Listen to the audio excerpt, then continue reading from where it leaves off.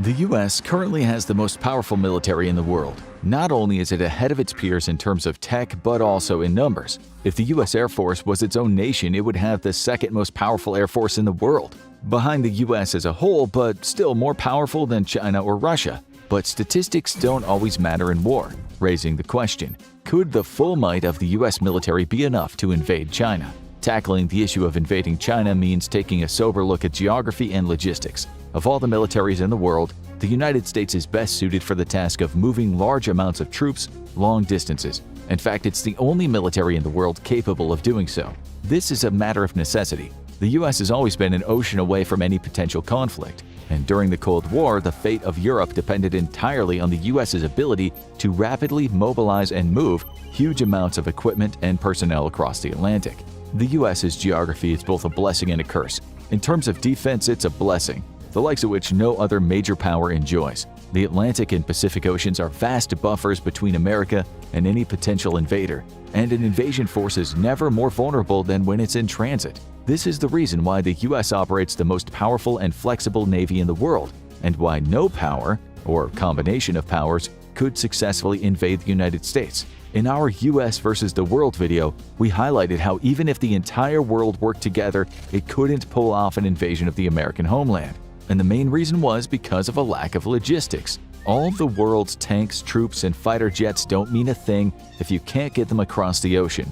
And few powers on Earth have any meaningful capability to move equipment long distances. But America's ocean buffers are also a curse, because its own military forces must cross long distances in order to go into action against an adversary. Even with the best logistics in the world, and not even a shadow of second-place competition, the US still took nearly half a year to move enough firepower to Saudi Arabia for Desert Storm. In a true crisis such as a war in Europe, NATO couldn't count on heavy US ground support for at least a month after hostilities began, an eternity in modern high-speed warfare. This severely complicates an invasion of the Chinese mainland. First, American forces will need to secure a staging area for an invasion. This will need to be a place close to the Chinese mainland that can be kept secure from enemy attack, allow for the concentration of forces for the initial invasion, and allow for the transition of follow-on forces and supplies. The most obvious candidates are the Philippines, South Korea, and Japan, but the best candidate would be South Korea due to its geographic proximity. Even better would be Taiwan, as both the Philippines and Japan are still a significant distance from China and would increase the distances ships need to travel to deliver troops, turn around, load up with fresh ones, and return. Given that any invasion forces would be going up against 118 Chinese infantry divisions and 13 armored divisions, about 1.5 million personnel, turnaround time to bring in fresh troops and equipment would be critical. Whether South Korea or Taiwan, though, the US would first have to secure its staging area, and that would not be simple. In this scenario, let's assume complete cooperation by a host country. The US would still have to weather multiple waves of Chinese attacks against its staging areas. The first would come in the form of the People's Liberation Army rocket forces, which fields 2,200 ballistic and cruise missiles, some of which can strike targets as far out as Guam and Hawaii. Currently, the US operates about 200 vessels in the Pacific, and the Chinese have enough anti-ship missiles to overwhelm every single US vessel's missile defenses. Meanwhile, ballistic missiles would crater runways across the Pacific, from Hawaii to Guam to any friendly nations lending their facilities to America, such as Japan and the Philippines. Runways can be repaired, but even hardened aircraft shelters, of which the US has few despite years of warnings to Congress, can still be destroyed by missile attack. In recent war games, the US saw as much as 90% of its pre-positioned aircraft destroyed on the ground, with losses amounting to nearly $1 billion in hardware. However, these war games didn't take the full capabilities of the US into account, and it's certain that in the case of war, electronic and kinetic attacks against Chinese satellites and other kill chain assets would reduce the effectiveness of the missile phase of the war. What's not up for debate, though, is that China would still inflict significant damage to the US, especially in a bolt-out-of-the-blue attack. As both nations' counterforce capabilities are so great, both nations are incentivized to be the one to strike first, and whoever does will gain an immediate, significant advantage over the other. After weathering the missile storm, the real air war would begin. As US forces moved to staging areas, the Air Force and Navy would be engaged in a protracted battle against the Chinese Air Forces. Here too, China has the advantage. Despite fielding a clearly superior Air Force, China has the advantage of mass. Except for any surviving pre-positioned forces, every single US plane that joins the fight must be flown in from somewhere else. This means pulling combat planes from Europe, the Middle East, and the homeland, and flying them to airfields which will still be under missile attack for weeks after the start of the war. Meanwhile, China's entire air force can be concentrated against any American air attack or defense. US tech might be superior, but numbers matter a great deal, especially when American stealth aircraft are limited to only 8 long-range AIM-120s and 2 short-range AIM-9s. With the exception of the J-20, the rest of the Chinese fleet is made up of 4th-generation aircraft or worse, but they can carry many more missiles compared to their American counterparts, and China's PL-15 air-to-air missile has a longer range than currently fielded American AIM-120s, meaning its non-stealth platforms have an advantage over the significant number of 4th-gen aircraft that America still operates. Initially, the US would be forced into a defensive air war as it tries to beat back huge waves of Chinese fighters supporting long-range attack aircraft, like the Xi'an H-6. Armed with standoff attack weapons, Chinese H-6s could deliver precision strike capabilities well outside the range of US air defenses. American stealth fighters would inevitably take a toll on these bombers, but to do so, they would have to prioritize them over their escort fighters and leave themselves vulnerable to counterattack. Despite stealth capabilities, US losses of F-22s and F-35s would be high, and unlike the F-35, F-22s lost in combat are not going to be replaced as the production lines to make them have been closed a long time ago. The US would be forced to fight the first few weeks of the air war in much the same way that Russia today fights an air war, under a fortress air fleet doctrine, with aircraft being used to supplement ground air defenses. This is something that the highly aggressive US Air Force is unaccustomed to, but in this scenario, it would become a strategic necessity. However, Chinese losses would still be significant as they fly into the teeth of US air defenses. And as more and more air assets are quickly moved into the Pacific, the balance of power would gradually begin to favor the US. Once a critical mass of air power was achieved, the ground bases start being secured against air and missile attack. The US could then launch its own offensive air operations against China. The emphasis would be on carrying out SEAD, or suppression of enemy air defenses operations that target Chinese ground-based air defense batteries, radars, fighter bases, and fighter aircraft themselves. This is a mission that the US is very good at, having specially trained pilots and specially modified aircraft to perform this exact role. The focus would be on carving out a bubble of air superiority over landing zones on the Chinese mainland and allowing access to long-range strike aircraft who would then move on to the task of complicating a Chinese ground response to an invasion. The best aircraft for the role would be the small fleet of B-2s, which would be able to penetrate deep into Chinese air defenses in order to target command and control, communications, and logistics networks deep inside China with the help of standoff weapons. Aircraft like the B-1, the B-52 would be critical as well, but extremely vulnerable and require weeks of air campaign to establish air superiority before they could be safely brought near the fight. However, with the use of standoff weapons, these bombers would be the real hammer against Chinese forces. While the B-2 is relegated to its original purpose of pinpoint surgical strikes against very high-value targets, inevitably the B-2 fleet would be attrited to the point of combat ineffectiveness, and like the F-22, no new B-2s are being built to replace combat losses.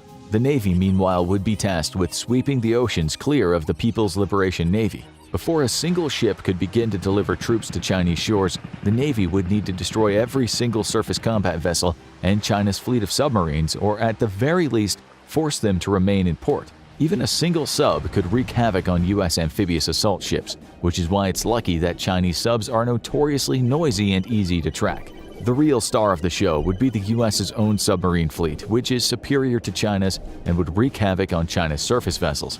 But if an invasion were to take place across the Taiwan Strait, both sides' submarines would have limited use in the actual strait itself due to its shallow depth, making them vulnerable to detection. Destroying the Chinese Navy would be a complicated task, but one that the US is well suited for. China has the largest navy in the world today, with 730 total ships versus the US's 484. However, only a portion of either side's numbers are actual combat vessels, the other being special purpose or logistical vessels. In terms of combat power, the US Navy punches well above the Chinese Navy, with 11 supercarriers versus the 2 regular carriers that China has deployed. The US also operates nearly twice as many destroyers, fielding 92 versus China's 50. Of special importance would be America's amphibious assault ships, in essence mini aircraft carriers designed to land troops ashore and support them directly. Here the US operates 9, each of which is larger than China's 3. China operates a large number of smaller vessels, such as 43 frigates against 0 American counterparts and 72 corvettes against America's 22. This gives the Chinese Navy a degree of flexibility over the US, but still means that in terms of battle force missiles or the number of direct action missiles for ships to use toward land targets, ship-to-ship, and air defense, the US outnumbers China by approximately 2 to 1. However, these missiles are concentrated on a smaller number of larger vessels, which could end up being a liability if the People's Liberation Army Rocket Force is especially good at its job at the start of the war and turns many American ships into artificial reefs during the first days of the combat. The naval war would take weeks of buildup as the U.S. surges additional vessels into the combat theater. The presence of U.S. allies in the fight would help significantly, especially if Japan and South Korea joined the fight. But the biggest hurdle for aggressor forces is the simple fact that China is enjoying home field advantage. Aggressor forces would need to coordinate surface action with air action, and air assets would need to fly from hundreds of miles away to support the troops on the front line. China, meanwhile, would only need to fly dozens of miles to reach the front line. To facilitate offensive operations, the U.S. would by necessity have to strike at Chinese bases on the mainland, with stealth aircraft, standoff attack weapons, and land attack missiles fired from submarines close to Chinese shores. The ace in America's sleeve here is its Rapid Dragon missile system, a palletized weapons module. Rapid Dragon is essentially a big box full of long-range cruise missiles which can be dropped out the back of an unmodified cargo aircraft. Each pallet is normally dropped out in aircraft such as a C-17 or C-130 and can be fitted with between 4 to 45 cruise missiles, with ranges up to 575 miles. Once the JASSM XR variant is available in large numbers around 2024, these ranges will go up to 1,200 miles. Rapid Dragon is a truly terrifying proposition for Chinese forces, and there's no comparable capability anywhere in the world. The US has 13,300 aircraft, absolutely dwarfing Chinese air forces, which number at 3,284. Of these, nearly 1,000 air cargo aircraft, which could be fitted with the Rapid Dragon system. The name is no accident either, making it clear who the US developed this capability for. With such firepower, the US would inevitably win the war for China's skies and seas. But the invasion is not a guaranteed success. Each American amphibious assault ship can carry 1,870 troops, with 3 large landing craft, 2 smaller landing crafts or LCUs, or alternatively, 39 amphibious assault vehicles or 140 wheeled vehicles. Each Wasp-class amphibious assault ship can carry only 5 tanks though, with the newer American-class ships having no well deck in exchange for a larger capacity for air operations. In an absolute best-case scenario, U.S. forces could hope to put 4,000 to 5,000 troops on the ground in each wave, supported by 24 or so tanks, a few dozen lighter combat vehicles, and a similar complement of artillery. This is where proximity is critical for landing operations, as the further away that the invasion staging grounds are, the longer the return trip would be. This could leave the initial landing force supported only by air and naval bombardment for a day or more. A dicey proposition given the nearly 1.5 million combat troops China fields. This massive combat power, however, cannot be concentrated on a single or even multiple landing beaches. The logistics of such a task are impossible, but it also would leave these forces extremely vulnerable to air attack and ship-to-shore bombardment. A long-term air and naval bombardment campaign lasting perhaps as much as 6 months could see the U.S. attain air dominance at an incredibly high cost and put Chinese response forces at extreme threat. But with only a few thousand troops being landed in each assault wave, the math is firmly on China's side. Even if by some miracle a successful beachhead is established, American forces would have to contend with the millions of reservists that China could press into service at the moment an invasion seemed likely. Given how long it would take to secure air dominance, exhaust Chinese supplies of fighter aircraft and missiles, and put together an invasion force, China would already have the bulk of these reservists prepared for combat. The only recourse for the U.S. would be to use nuclear weapons to prevent its forces from being completely overwhelmed by massive numbers of Chinese infantry, tanks, and armored vehicles. Without the very liberal use of nuclear weapons, a U.S. invasion of China is simply impossible. If you listen to the media, the world is currently in a pitched battle for control between rival superpowers, the United States and China. Is the United States on the decline? Is it truly going to be a Chinese century as China reaches the same level as the United States and potentially surpasses it? The tale of the tape is very different, and surprisingly, China may not be a superpower at all. In some ways, China and the United States do match up pretty competitively. China has a much larger population than the US, almost 4 times as many people. They control a similar amount of land, allowing both to dominate their continent. Both have significant holdings abroad in financial investments, but the US has a global military while China has only one major foreign military outpost in Djibouti. In terms of military strength, China is the only country that is seen as a near peer to the United States. They both have modern intercontinental ballistic missiles and nuclear weapons. While America has a much larger nuclear arsenal than China, China still retains the ability to strike the US homeland, and unlike Russia's massive Cold War-era arsenal, these missiles are modern and known to be working. But the definition of a superpower is a specific thing, and China is not there yet. The term superpower was first created in 1944 during the Second World War, and it referred to a state that was dominant and powerful enough to exert influence and project power across the world. When it was first coined, it referred to 3 countries with massive empires or puppet states around the world: the United States, the United Kingdom, and the Soviet Union. Not only are these states powerful enough to have an impact around the world, but no international action can really be taken without consulting these superpowers first. This made them largely invincible. They only had one weakness: time. This trio of superpowers wouldn't stay that way for long. The United Kingdom saw its mighty empire, which spanned the world at its peak, collapse in the decades after World War II. While the UK is still a powerful nuclear-armed nation, it doesn't have nearly as much power on the world stage as it used to. For a while, the US and the USSR were about as close to global equals as you could get, until the USSR saw its communist government fall, and many of the countries it had conquered split off from its sphere of influence. Its current leader, Vladimir Putin, has no problem acting like Russia is still a superpower, but he learned a harsh lesson when his invasion of Ukraine ground to a halt while the rest of the world threw their money and support toward Ukraine. Russia's also found itself under sanctions and cut off from much of the global economy, showing that today's Russia is nowhere near as influential as the USSR.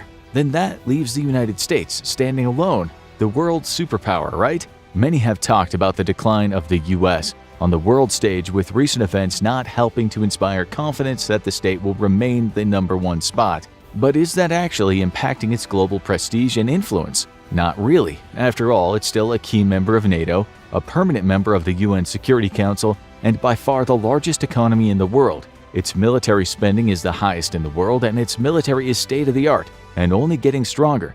If anything, the fear over the US's seemingly instability might be because people see it as an indispensable global cop. Who knows what would happen if its leadership fell into the wrong hands, or if the country became involved in another bloody civil war. And it's not clear if there would be anyone to pick up the slack. China's rise has gained a lot of attention recently, as the Asian nation established itself as a dominant regional power and started making moves outside of Asia. It continues to claim Taiwan as part of its territory, but hasn't made direct moves against the island nation. Its artificial islands in the South China Sea have caused conflict with neighbors like Vietnam, and most of the time China wins these standoffs due to no one else in the region having the military might to challenge its navy. And further away, China's powerful economic sector means it has extensive leverage over other countries, potentially cutting them off from essential supplies if they cross it. And their heavy investments in Africa means that the continent could become a staunch ally in the future. All this put together makes China look like a superpower on the rise, but looks can be deceiving.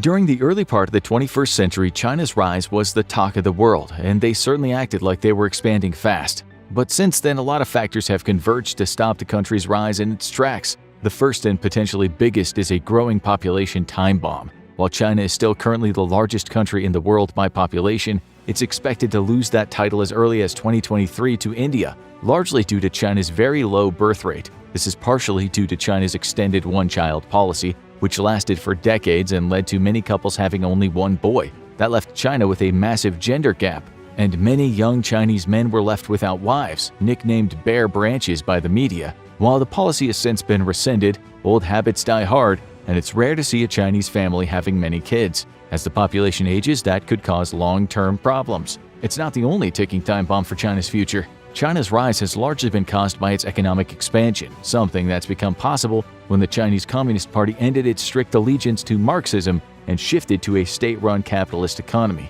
The country's managed to pick up a lot of the world's manufacturing, particularly of technology, and that's given it a lot of sway. But people are becoming increasingly hesitant to invest in China due to how their products are made, often by prisoners with little to no safety protections. As the internet made it easier for news to spread around the world in an instant, it became harder and harder for China to keep its secrets. And that means China could see its ace in the hole become a pair of twos.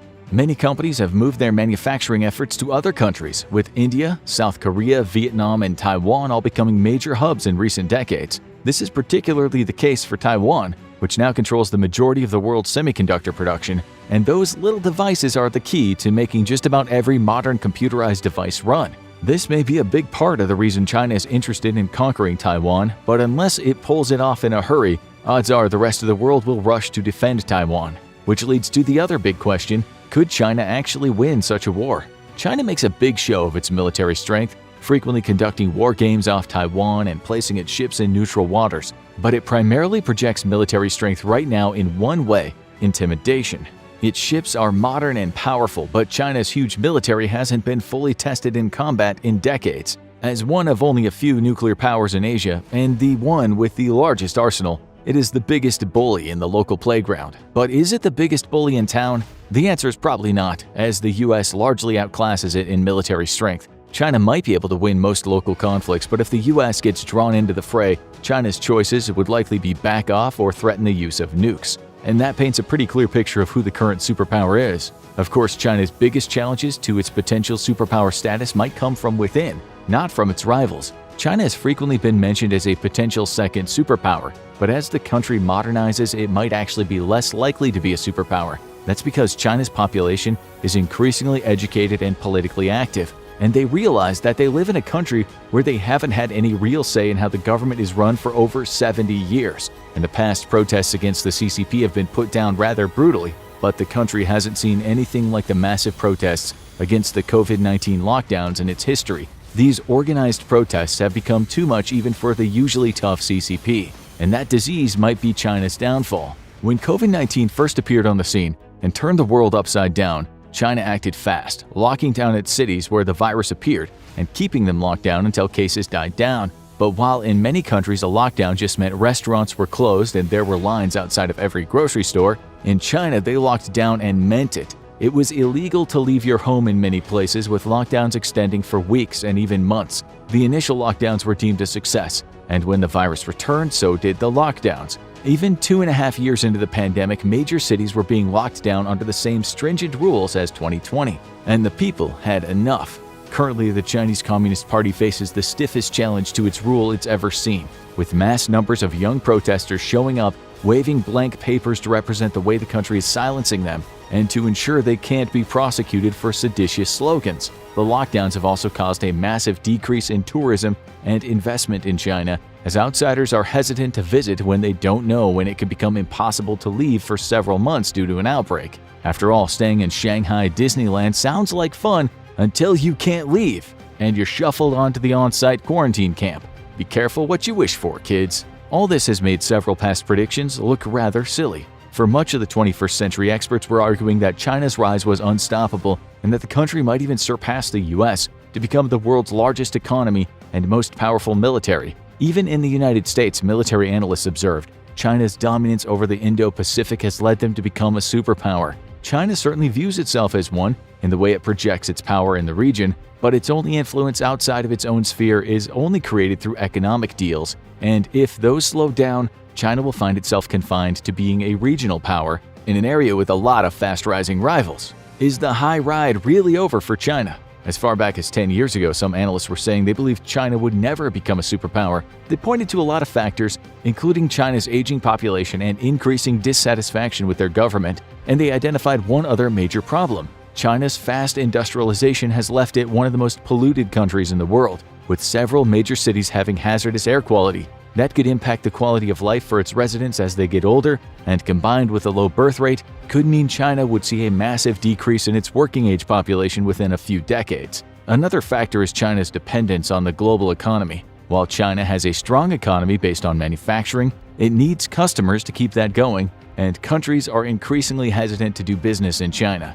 This is due to COVID policies, ethics issues, and the history of China arresting foreign businessmen and journalists. If the bottom falls out of China's trade deals, the country could find itself dealing with a shortage of energy and raw materials, which could cause greater instability in the country and more protests that could eventually put an end to the Chinese Communist Party's rule. And it all might come back to one big question: do people want to move to China? Despite people yelling, "They took our jobs," immigrants are essential to a country's welfare. This is partially due to needing a workforce if the domestic supply of workers isn't enough to replace those leaving the workforce. But it's also the equivalent of a high-powered sports draft. If a genius immigrates to your country and sets up a new business there, it could be a multi-billion-dollar boon. Chinese-American professor Amy Chua argued that China will have a problem attracting immigrants in the future due to other countries having greater incentives. The country's authoritarian tactics and uncertain future might be other roadblocks. And the worst part is, few of these factors are likely to change. For China to become a superpower, it would need to keep building on its successes, but the opposite is actually likely to happen. All of China's major problems are like a ball rolling downhill. The population bomb they're facing is a demographic issue that'll take a long time to reverse, if it's even possible to do it. While China's actively trying to boost birth rates now, they're not seeing much success. The same goes for China's problem with attracting talent from outside its borders. Barring a complete overhaul in the government's approach to public affairs, it's likely that immigrants and corporations will be hesitant to invest in the country. The only thing that could change this is a massive overhaul in China's system of government. And if that happens, the future would still look uncertain. Say China's massive student protests continue and eventually bear fruit. Much like in Russia during the 1980s, they got a new leader who takes real movements toward reform. Democracy is introduced and people get a say. And eventually the CCP ends its grip over the country and allows something new to take its place. This is a massive change and one that will likely turn China's focus inward for the better part of a decade. The CCP's expansionist efforts will go on the back burner, and a China in flux will be less likely to seek military conflict. Foreign investors will likely be waiting to see which way the wind will blow before making heavy investments. The result might be a stronger, more free China that's able to better compete on the global stage. But it'll take a while to get there, and that'll mean China gets further and further away from being a global superpower while the US continues to consolidate its role. So, is the US likely to remain the sole superpower indefinitely? At first glance, it seems likely. After all, China is the closest competitor, and it looks like it's getting further and further away. Russia is increasingly isolated and looking like a cornered animal. The fastest growing country in the world, India, might be a contender, but with its focus still internal, and it has a serious border conflict with its nuclear neighbor Pakistan. While it's likely to evolve into a great power over the coming decades, it's not clear if it even wants to become a superpower. India has so far shown little ambition for expansionism, and in many rural areas it still shows characteristics of a developing nation, like a low literacy rate. But the most likely candidate to be a rival superpower might not be a country at all, exactly. With a population of 446 million, it's only behind China and India. With an area of 1.6 million square miles, it's only behind Russia in area. It's the European Union, the massive political union of 27 member states that covers most of Western Europe and is still growing. While it recently lost Britain as a member state, it has many other countries looking to potentially join. It has a nuclear power amongst its members in France, and all its states have a high Human Development Index indicating high life expectancy and education levels. If Russia's expansion into Ukraine and beyond is foiled, the EU could become the biggest winner, looking like an inviting option for any country worried about being targeted by Russia. Would it eventually be a rival to the United States? The biggest stumbling block might be a lack of a unified foreign policy and a modest military presence. But if its power continues to grow, the member states might eventually move toward greater integration to become a more cohesive unit. And given that most nations in the EU have close relations with the United States, it's possible the two superpowers could become a dominant global alliance. In news that shocked the world, U.S. Special Forces are now stationed just 6 miles off China's coast. With their presence accidentally leaked, China's responded with the expected levels of outrage. Yet the U.S. military has refused to back down, and in fact has now confirmed the presence of American special operators in Taiwan will now be permanent. The move was controversial, to say the least, and China has labeled it as an act of provocation.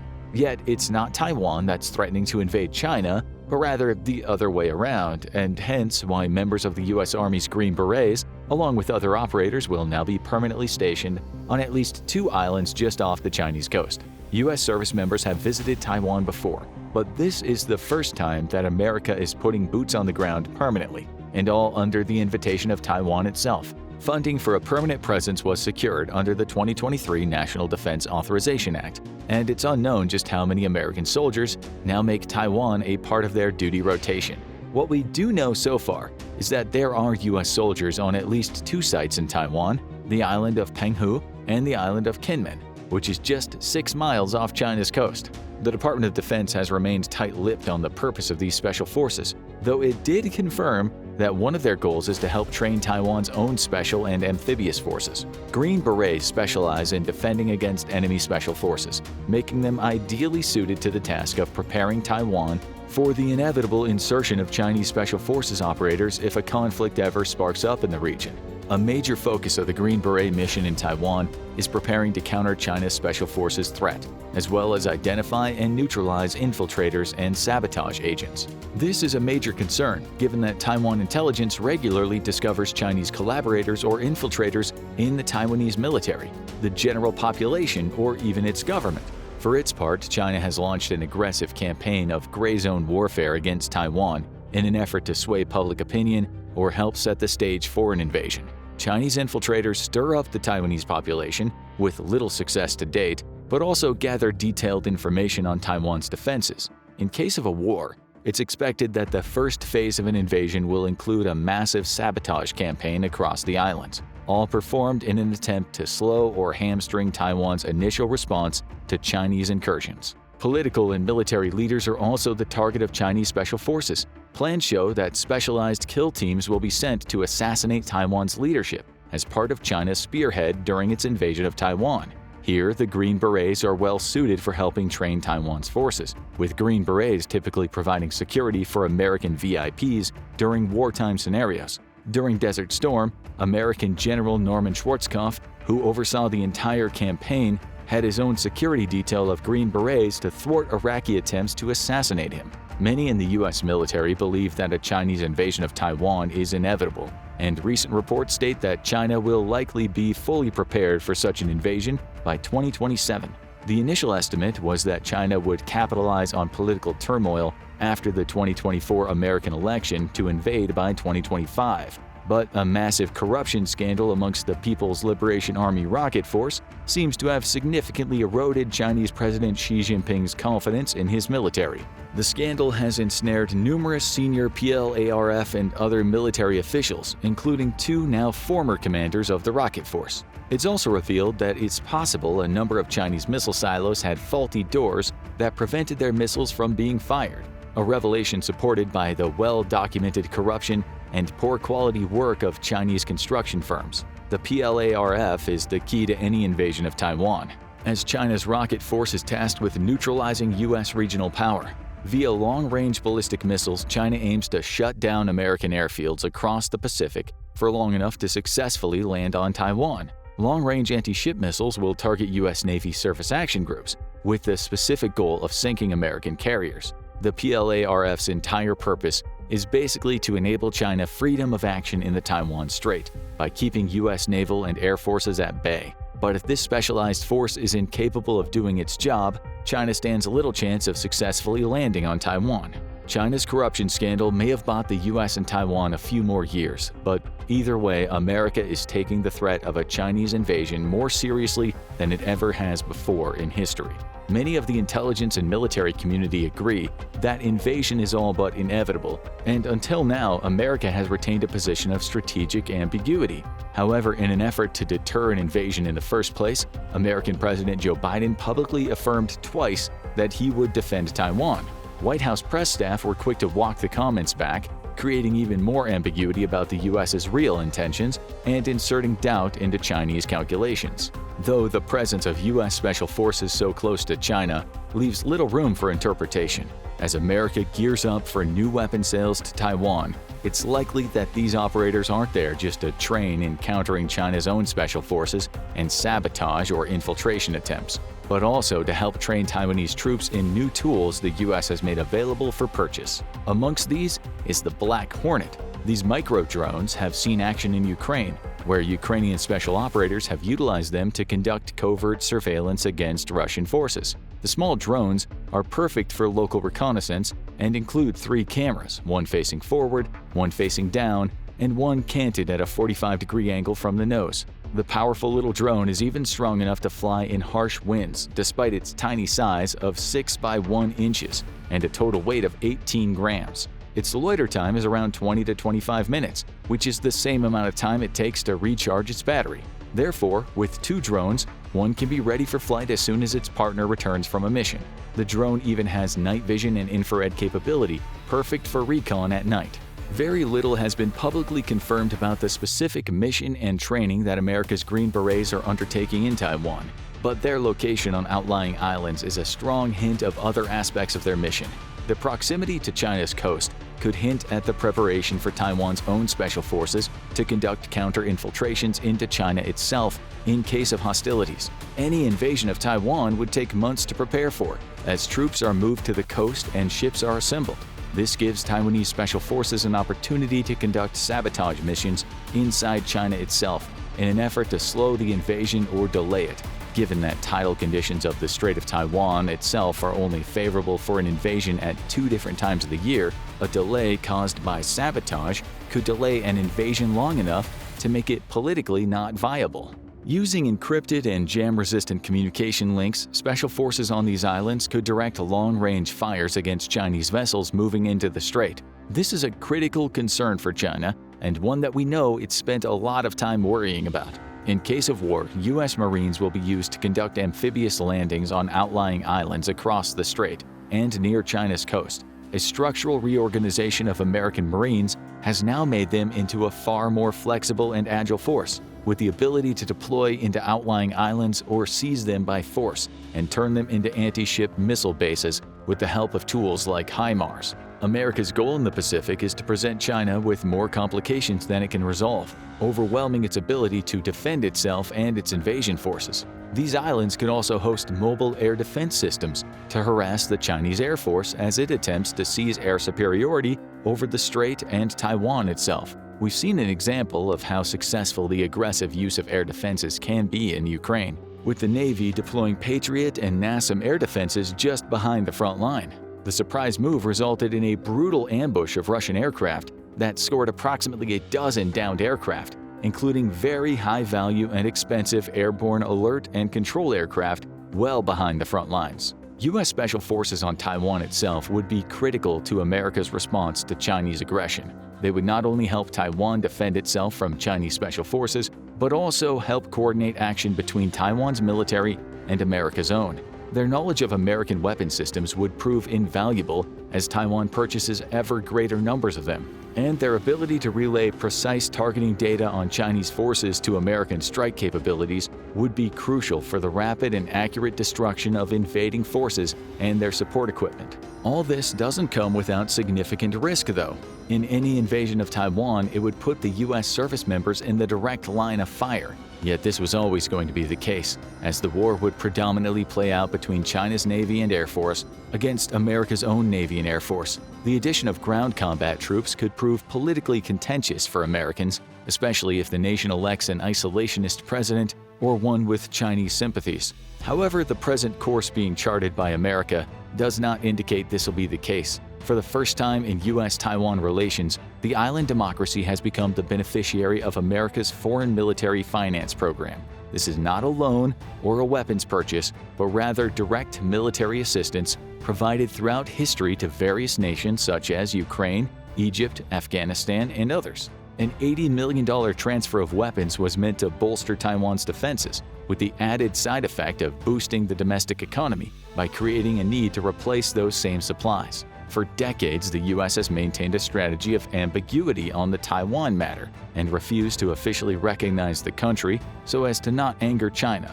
In the past, U.S. arms sales to the nation were meant to ensure that it had enough weapons to defend itself, but not so much as to completely deteriorate relations with China. Yet, as many have observed, China's military advantage over Taiwan is now massive, and the old strategy no longer works. Taiwan needs direct military assistance, and a significant amount of it, in order to deter the far more powerful and modern China from attempting an invasion. No one except senior US and Taiwanese officials know exactly what weapons Taiwan is getting at the moment, but it's likely that it includes a healthy amount of Stinger short-range air defense missiles and Javelin anti-tank guided missiles, both of which have proven invaluable in Ukraine.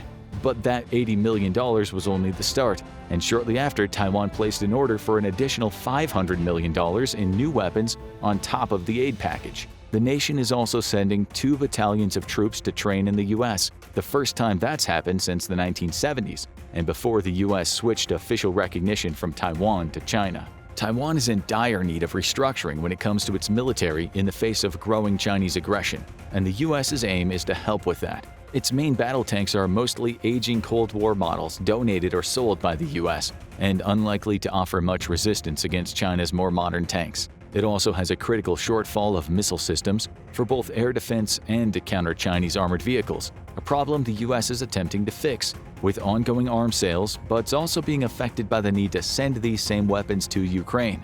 Taiwanese units are also hovering around 60% of their required manpower, thanks to the reduction of military service from 1 year to just 4 months in 2013. To remedy this, Taiwan has reinstated a mandatory full year of service for all youth, but the nation faces significant problems on the training front that the US is attempting to help rectify. Taiwanese citizens jokingly refer to this period of service as summer camp, and those interviewed say there's no regular training and they only practice firing 50-year-old rifles every 2 weeks. While American combat troops undergo rigorous training on marksmanship fundamentals, such training has been lacking in the Taiwanese military, and there is little, if any, emphasis on physical fitness. All of these shortfalls are changing under immense pressure from the US. War game after war game has shown that China inevitably lands its forces on Taiwan, even if its amphibious fleet suffers heavy losses. This has led the US to pressure Taiwan into investing far more resources into its army, which Washington says should be prepared to fight China, not just on the beaches, but in the cities, towns, and jungles as well. The strategic reality is that due to its proximity to China and the need for the US Navy and Air Force to operate from so far away, Taiwan needs to be fully prepared for the inevitable incursion of Chinese ground forces. Taiwan's army thus needs to be able to hold the island's political and economic centers long enough for the US and allied forces to destroy the Chinese Navy and Air Force. This would leave Chinese army forces on the island cut off from resupply and inevitably forced to surrender. Leading the way in helping retrain Taiwan's army are US Special Forces, and their permanent deployment hints that this is not their only mission. The Chinese economy could be on the brink of collapse. Companies from around the world are pulling investments and moving their manufacturing to other countries. China has the second largest economy in the world, but with foreign and Chinese businesses fleeing their borders every day, it may only be a matter of time before everything falls apart. What is causing this? Where's everyone going? And will China be able to recover from this mass business exodus? There are some very good reasons that companies are racing to escape China and the stranglehold of Beijing's leadership, which can be placed into 4 broad categories. 1, an unpredictable and unreliable government when it comes to maintaining production and manufacturing within its borders. 2, rising labor costs as a result of rapid economic growth. 3, the Chinese government's use of power and influence to extort businesses that rely on its labor force and facilities. And 4, the very real geopolitical threat China poses that could threaten the ability of companies to do business. So let's dive deeper into the specifics of why each of these things is causing companies to flee the People's Republic of China. But first, we need to understand how the nation became a powerhouse of manufacturing and economic growth. There's no denying that China has unparalleled success in developing its economy over the last several decades. And although the United States still has the largest economy in the world, with a GDP of $23.32 trillion, even American companies rely heavily on Chinese manufacturing. It's China's rise to economic dominance in Asia that led it to becoming so influential and powerful on the world stage. So how did we get here?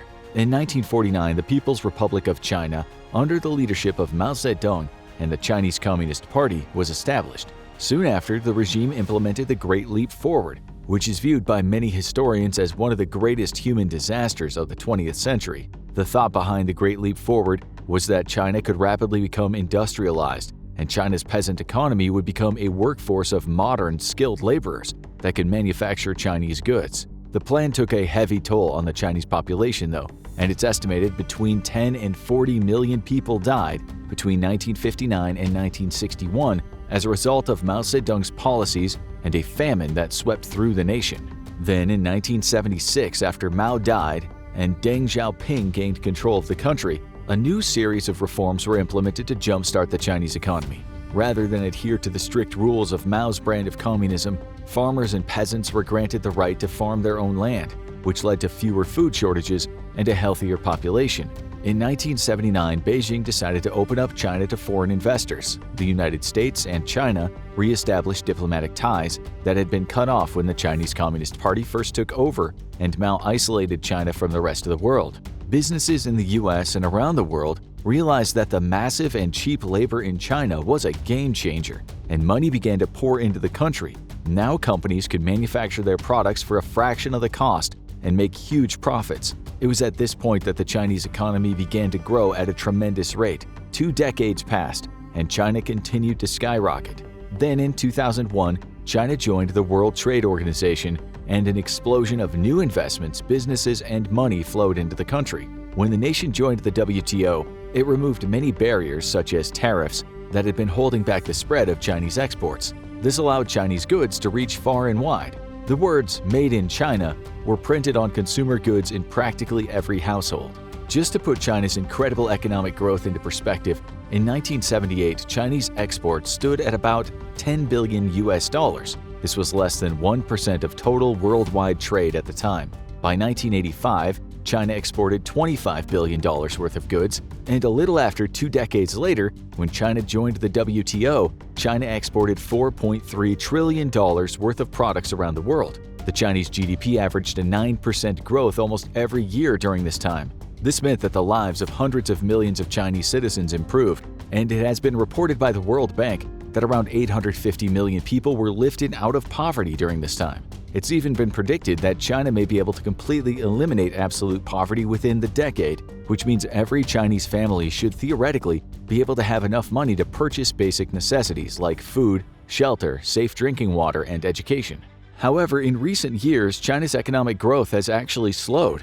There are several reasons for this, including efforts by the Chinese government to rebalance the economy and reduce debt levels. However, at least some of it stems from the tariffs enacted by the United States in 2018 as punishment against Beijing and Chinese companies for stealing U.S. intellectual property. In response, China implemented its own tariffs on U.S. goods. This has continued to the present day, resulting in around $335 billion in trade, or about 66.4% of China's exports to the U.S. being subject to tariffs. The problem with entering a trade war with the United States is that it has the largest economy in the world. China's economy is formidable, but the country doesn't consume nearly as much as the US does. As Chinese goods became pricier due to tariffs, companies and consumers stopped buying them when there were cheaper options from other parts of the world. Since 2018, there's been an 8.5% reduction in trade from China to the US and a 26.3% decrease in trade from the US to China. Between 2014 and 2015, China surpassed Canada as the United States' #1 trading partner.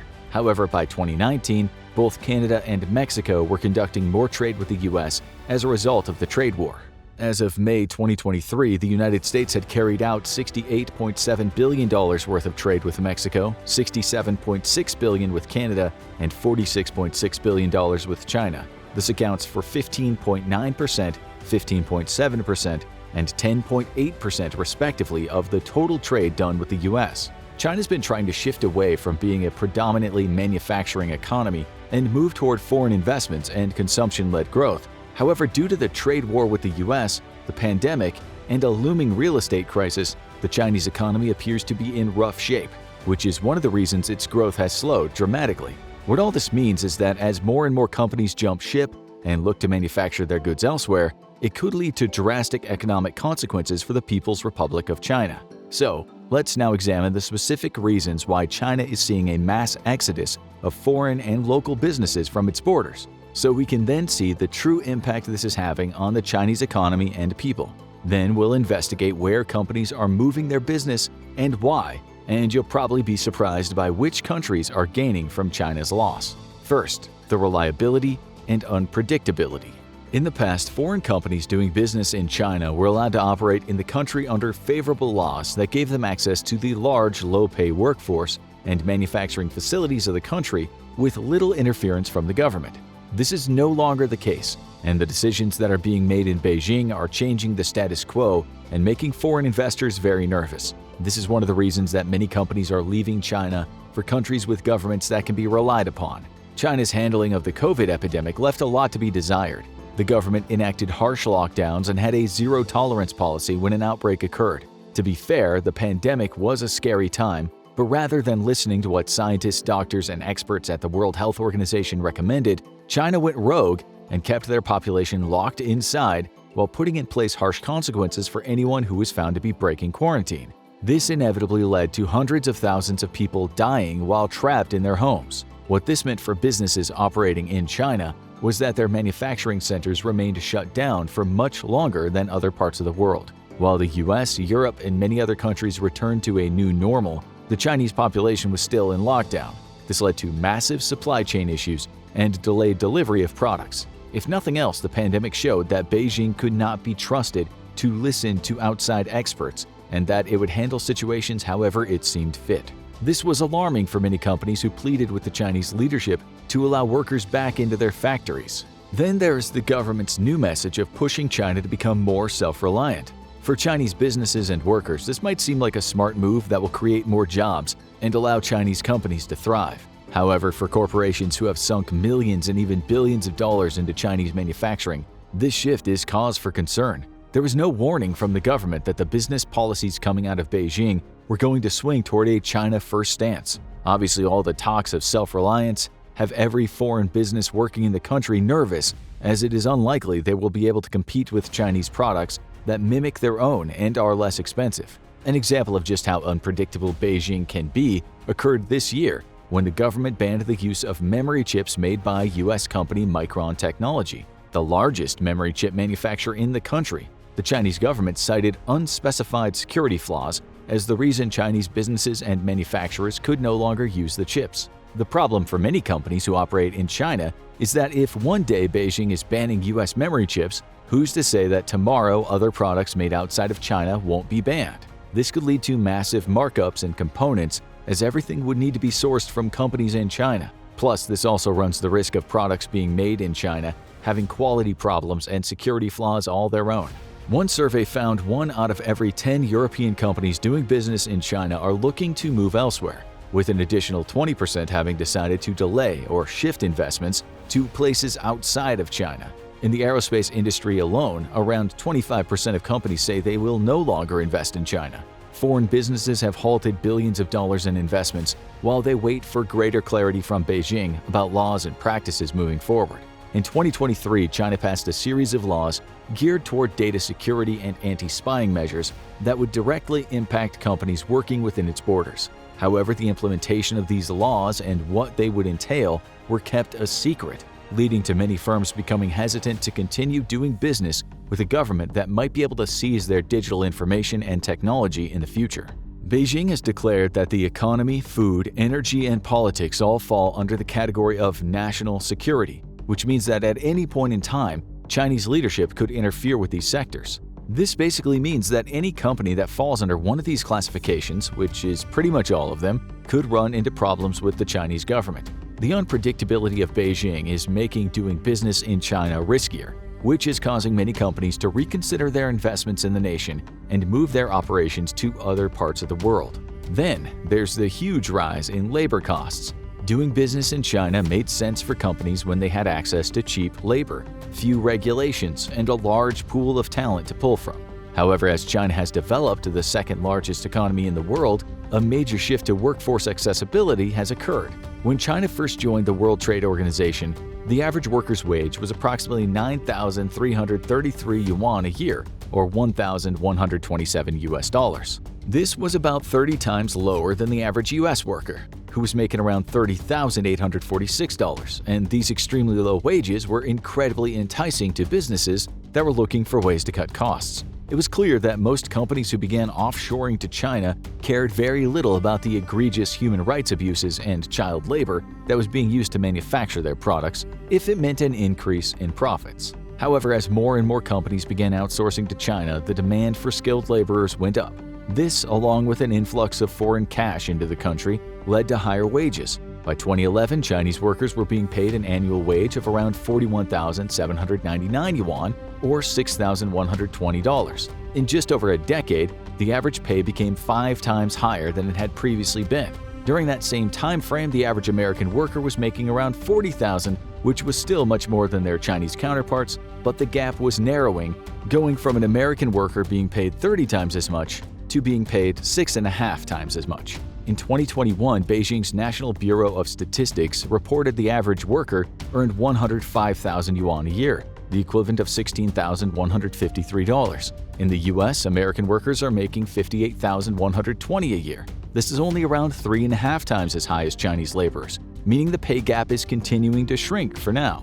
To be fair, everything that Beijing says about the data they release should be taken with a grain of salt, especially when it comes to the economy. The Chinese government is not known for reporting the most reliable data, and instead, it often puts out numbers that are skewed to make the country and government look strong. However, even independent consulting firms have concluded that the wage gap continued to shrink between Chinese and US workers in 2022 and will also likely close further in 2023. Some reports have extrapolated that wages in Asia will outpace inflation, while wages in Europe and the US will fall behind in the coming years. In fact, it's predicted that Chinese earnings could increase by as much as 3.8% in 2023 alone. And while Chinese paychecks are going up, European workers might see a 1.5% decline in their real wages, while US workers will experience a 0.5% decline. These increased wages are a direct result of the Chinese economy thriving as a result of foreign companies operating within their borders and the ability of China to manufacture and ship goods across the world. Over the last 20 years, both the income and GDP per capita in China have increased tenfold. This has improved the quality of life for many and allowed a middle class to emerge. As these things happen, many young and educated Chinese citizens are no longer willing to work in the back-breaking conditions in factories that manufacture products for foreign companies. Finding low-wage workers is becoming harder and harder, which means that profits are starting to shrink. As this happens, businesses are looking for new countries to relocate to where they could exploit a poor population and hire them as cheap labor. We'll dive deeper into this topic later on when we uncover where companies are moving their operations to. But suffice it to say that rising labor costs in China are now one of the driving factors behind businesses leaving the country. Another huge problem? Extortion. Piggybacking off of unpredictability and reliability of the Chinese government comes the shady practices that Beijing engages in to get what it wants. Now that China holds the keys to the facilities and skilled labor needed to pump out large quantities of products such as complex electronics, some companies are stuck doing business in China. But this may not be the case for much longer. Recently, businesses operating in China have been forced to share their technology and trade secrets with their Chinese partners. This is done to streamline production, but it also means that Beijing has access to these things as well. Since the Chinese government has its hands in pretty much everything that happens within its borders, any company operating in China is forced to share information with the government. This wasn't such a big deal when China was still developing and wasn't a major global power. However, those days are gone, and Beijing is now doing everything it can to spread its influence across the planet. Now that operating in China has become risky and not as cost-efficient, many companies will no longer submit to the bullying and extortion tactics done by the Chinese government. President Xi Jinping and his associates constantly remind foreign businesses that China is still the only nation in the world that can manufacture certain goods affordably and quickly due to decades of investment in manufacturing facilities and workforce training. Therefore, Beijing is not afraid to take advantage of companies within its borders, as they have nowhere else to go at the moment. However, this won't be true forever. Other nations are expanding their manufacturing capabilities, and their governments are much less divisive when it comes to working with Western businesses. The United States and Europe have condemned Beijing for taking advantage of their unique position by saying it's breaking its free trade commitments. However, this hasn't stopped the Chinese government from extorting businesses that rely on the manufacturing capabilities of their nation. 66% of Western companies believe it's become more difficult to do business in China than ever before. This is directly correlated to the stranglehold that Beijing has on everything going on within its borders. Even with a growing consumer market in China, foreign businesses are being deterred from remaining in the country due to strict government oversight. This is why many companies are looking for other locations to produce their products where governments will not extort them for money and information.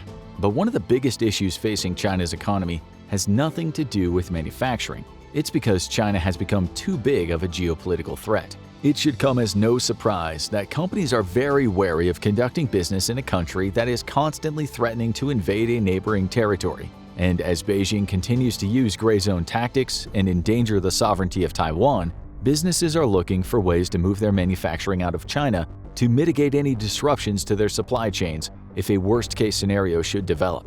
Between conducting military exercises right off the coast of Taiwan and building artificial islands with military bases atop them in the South China Sea, Beijing has made it clear that it has no problem broadcasting its intentions. This has led to sanctions and geopolitical tensions. Disputes between major economic powers are never a good thing for business. This is why some companies are opting to move out of China to nations with less volatile tendencies. China also has regularly disregarded the ruling of international courts and made it very clear they will only follow the rules if they make them. All of these things are red flags for businesses that want to continue smooth operations for decades to come. It seems as if at any given moment, Beijing could throw the region into chaos, which would result in disruptions to manufacturing and distribution. And Beijing is not above using its economic might to punish entire governments for questioning its authority, which inevitably causes collateral damage to the businesses operating within its borders. An example of this occurred when the Chinese government stopped the importation of Australian wine when Canberra began to question the origins of the COVID outbreak. China's also hurt businesses such as Sweden's Ericsson, South Korea's Lot Supermarkets, and Lithuania as a whole for trading with Taiwan.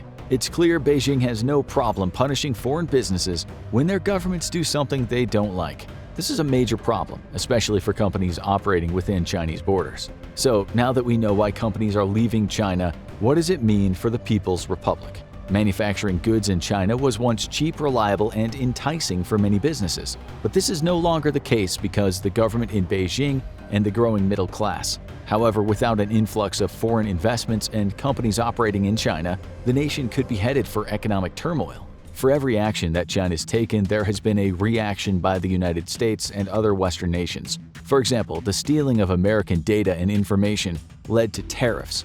The aggression of China against Taiwan has led to an increased military presence in the region by the US and its allies. As Beijing continues its aggressive foreign policies and shifts toward Chinese economic dominance, businesses are going to leave its borders to seek a more stable and reliable nation to operate in. As time passes, more and more companies are changing their attitudes toward China. Not too long ago, manufacturing in China seemed like the only viable option, but this is no longer the case. There are several other nations that are developing vibrant and cheap manufacturing sectors that are more than happy to accommodate foreign businesses. Nearly 50% of all companies with ties to China claim that doing business in the nation has become too politicized and that it's hurt their bottom line. Profit is what drives the decisions of most companies, so the harder it is to conduct business in China and the more expensive manufacturing becomes, the more businesses will leave for greener pastures. The major concern for most corporations isn't necessarily the ability of China to manufacture their goods, but problems with the supply chain. When China implemented its zero-COVID policy, there were huge disruptions to the global supply chain. Then when Beijing refused to lift its precautionary measure as the rest of the world began to reopen, the problem became exacerbated as citizens around the world began to spend the money they'd saved up during the lockdown on goods and commodities. Demand soared while supply dwindled, which is one of the reasons why so many nations are now experiencing inflation. Companies that rely heavily on China for their manufacturing are now terrified that government policies and geopolitical tensions might lead to another disruption in their supply chains or may cut them off completely. This concern is another reason why so many companies are looking to leave China and manufacture their goods elsewhere. There is no doubt that foreign businesses leaving the People's Republic of China will have negative consequences on the nation's economy. With fewer foreign investments coming in and more expensive manufacturing costs, even Chinese businesses are beginning to worry. The Chinese economy's been slowing due to delayed recovery from COVID and tariffs placed on Chinese goods. However, things could become so much worse if foreign companies stop relying on China as their main manufacturing hub. Although China is trying to become more self-reliant, it isn't quite there yet. The Chinese economy still needs foreign investors and companies to operate within its borders to allow its economy to grow. If this does not happen, Beijing could find itself looking down the barrel of an economic recession and mass exodus of businesses to other parts of the world. But where would they go? China has one of the largest populations and therefore one of the biggest workforces in the world. It spent decades building up its manufacturing capabilities and training skilled workers. Is there any other nation that can offer what China can? The answer to this question is not yet. But that doesn't mean businesses aren't betting on and moving to other parts of the world in hopes that they'll eventually meet their manufacturing needs. A recent survey of companies that are moving their headquarters out of China found that 43% of businesses were going to Singapore, which has one of the most business-friendly tax laws in the world, along with being a major economic and financial hub in Asia. The government is pro-foreign business and makes the incorporation of a company easy and transparent. This is all enough to get corporations through the front door, where they'll find that Singapore also has a lot more to offer. Due to its location, Singapore is connected to practically every part of the globe through shipping and trade practices. This is a huge deal for foreign businesses looking to establish a foothold in Asia. Singapore has 22 bilateral and regional free trade agreements, including the European Union Singapore Free Trade Agreement and the Comprehensive and Progressive Trans-Pacific Partnership, which has increased both digital and physical trade with markets across the planet. This is luring more and more businesses to the country, as the US-China trade war does not seem to be ending anytime soon. Then there's the human capital and talent in Singapore. The government has invested around $19 billion under the Research, Innovation and Enterprise 2020 plan to create a tech-literate workforce. Singapore's also ramped up the funding for citizens to study manufacturing and engineering as well, which is a huge draw for companies looking to remain in Asia but avoid China. It's the pro-business policies, open trade, and skilled workforce that are drawing so many companies to Singapore. Next is Vietnam, which has seen a huge influx of Western companies operating within its borders as the nation can provide cheap, skilled labor. The manufacturing sector in the country is growing rapidly. There's also an established tech industry, and cities like Ho Chi Minh City and Hanoi have large amounts of talent. Also, the fact that the Vietnam government has close ties with the US means that there are incentives for US companies to move part of their production there. It also implies that the Vietnam government likely won't spontaneously enact radical new policies that could disrupt the production or distribution of goods the same way that Beijing has in the past. The problem is that Vietnam is not very big and has a population of less than 1/10 the size of China. The current infrastructure can handle factories that employ around 60,000 workers, which is nowhere near the hundreds of thousands that work at factories across China. This means that although Vietnam is a good choice for businesses to move some of their production to, there needs to be other options. India offers companies a gigantic workforce, cheap labor, and a rapidly developing infrastructure. India is the most populated country in the world at around 1.43 billion people. India is currently improving their manufacturing capabilities by building more modern factories. The Indian government is heavily subsidizing the construction of manufacturing centers in the hopes that it can draw in more businesses. The willingness of the Indian government to try and entice foreign companies to move their manufacturing to India likely means there will be multiple incentives. However, New Delhi hasn't always been the easiest government to work with. India already has a manufacturing infrastructure. It just needs to improve it to match the capacity and abilities of China. Between India's large young population full of potential workers and its ability to build massive amounts of facilities, many countries are looking to the country to become their new manufacturing hub. Mexico has become a viable option for many companies to do business with, especially in the United States. For American companies, Mexico greatly reduces the risk of supply chain issues, as it is much closer to the consumer base and parent companies than China is. The World Trade Bridge, or Puente Internacional Comercio Mundial, that connects Laredo, Texas to Nuevo Leon, allows goods to cross between Mexico and the United States seamlessly. The bridge is special because it has 8 lanes, all of which are dedicated to commercial use. Around 6,000 trucks use the World Trade Bridge to enter the U.S. every single day. The bridge and connecting infrastructure allows for easy transportation and delivery of goods, which can then be sold, used in manufacturing facilities, or shipped to the rest of the world. Mexico also has some of the cheapest labor in the world. The Mexican Social Security Institute reported that in 2021, the average monthly income in Mexico was approximately 16,449.22 pesos, or $820 US. The minimum wage in Mexico is 207.44 pesos, or $11.54 per day. So, although the reported data suggests that Mexican workers make the equivalent of $820 a month, the reality is most workers are probably only bringing in around $230 a month. It's reported the average income for workers in factories is $3.50 an hour, which is 20 to 40% less than in China. Even with lower wages, quality control in Mexico has proven to be more reliable than China. So moving production to Mexico could be a win-win for some companies that aren't specializing in complicated manufacturing processes like high-end electronics. But it's not just Western companies that are looking to move to Mexico. The cheap cost of labor in Mexico is actually drawing Chinese companies to its borders as well. Outside of the small city of Salinas, Victoria, and Nuevo León, a gigantic project to build manufacturing centers has begun. The industrial park was funded through a Mexico-China joint cooperation deal and is named Hofusan Industrial Park. Recently, Chinese companies such as Hisense, Kuka Home, Manhua, and Sunon have opened manufacturing centers at Hofusan to take advantage of cheap labor and low costs. Around 44 different Asian companies opened up manufacturing spaces in Mexico in 2022 alone. So it is clear that there are other options for companies to conduct business in than just China. Right now, more and more corporations are looking to leave China and manufacture their goods in other parts of the world. This is because the cost of doing business in China is rising, both monetarily and politically.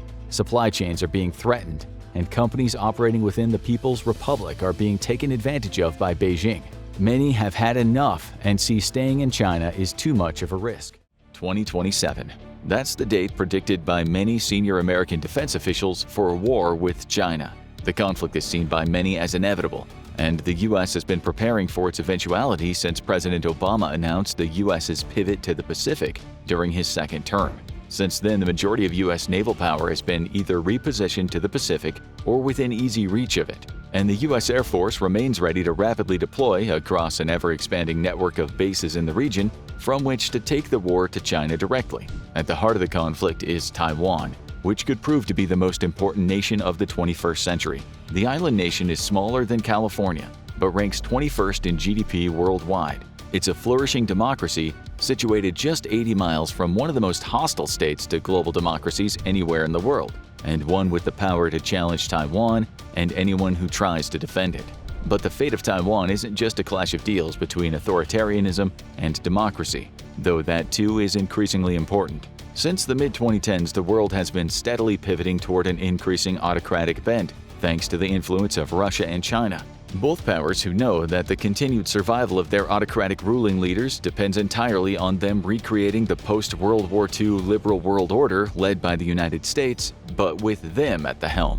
For the Chinese Communist Party, facing increasing criticism both at home and abroad, for everything from the genocide of the Uyghur minority to the stripping away of Chinese personal freedoms, reshaping the world in its own authoritarian image is its only guarantee of survival. To that end, Taiwan is a stumbling block that must be removed. The island democracy sits right off its own shore, and its deep economic and cultural ties to China is an avenue for the spread of pro-democratic sentiments amongst the Chinese people. The island has significant strategic value for both economic and military reasons, though. As most know by now, Taiwan is the world's leading manufacturer of advanced computer microchips, something referred to as Taiwan's Silicon Shield.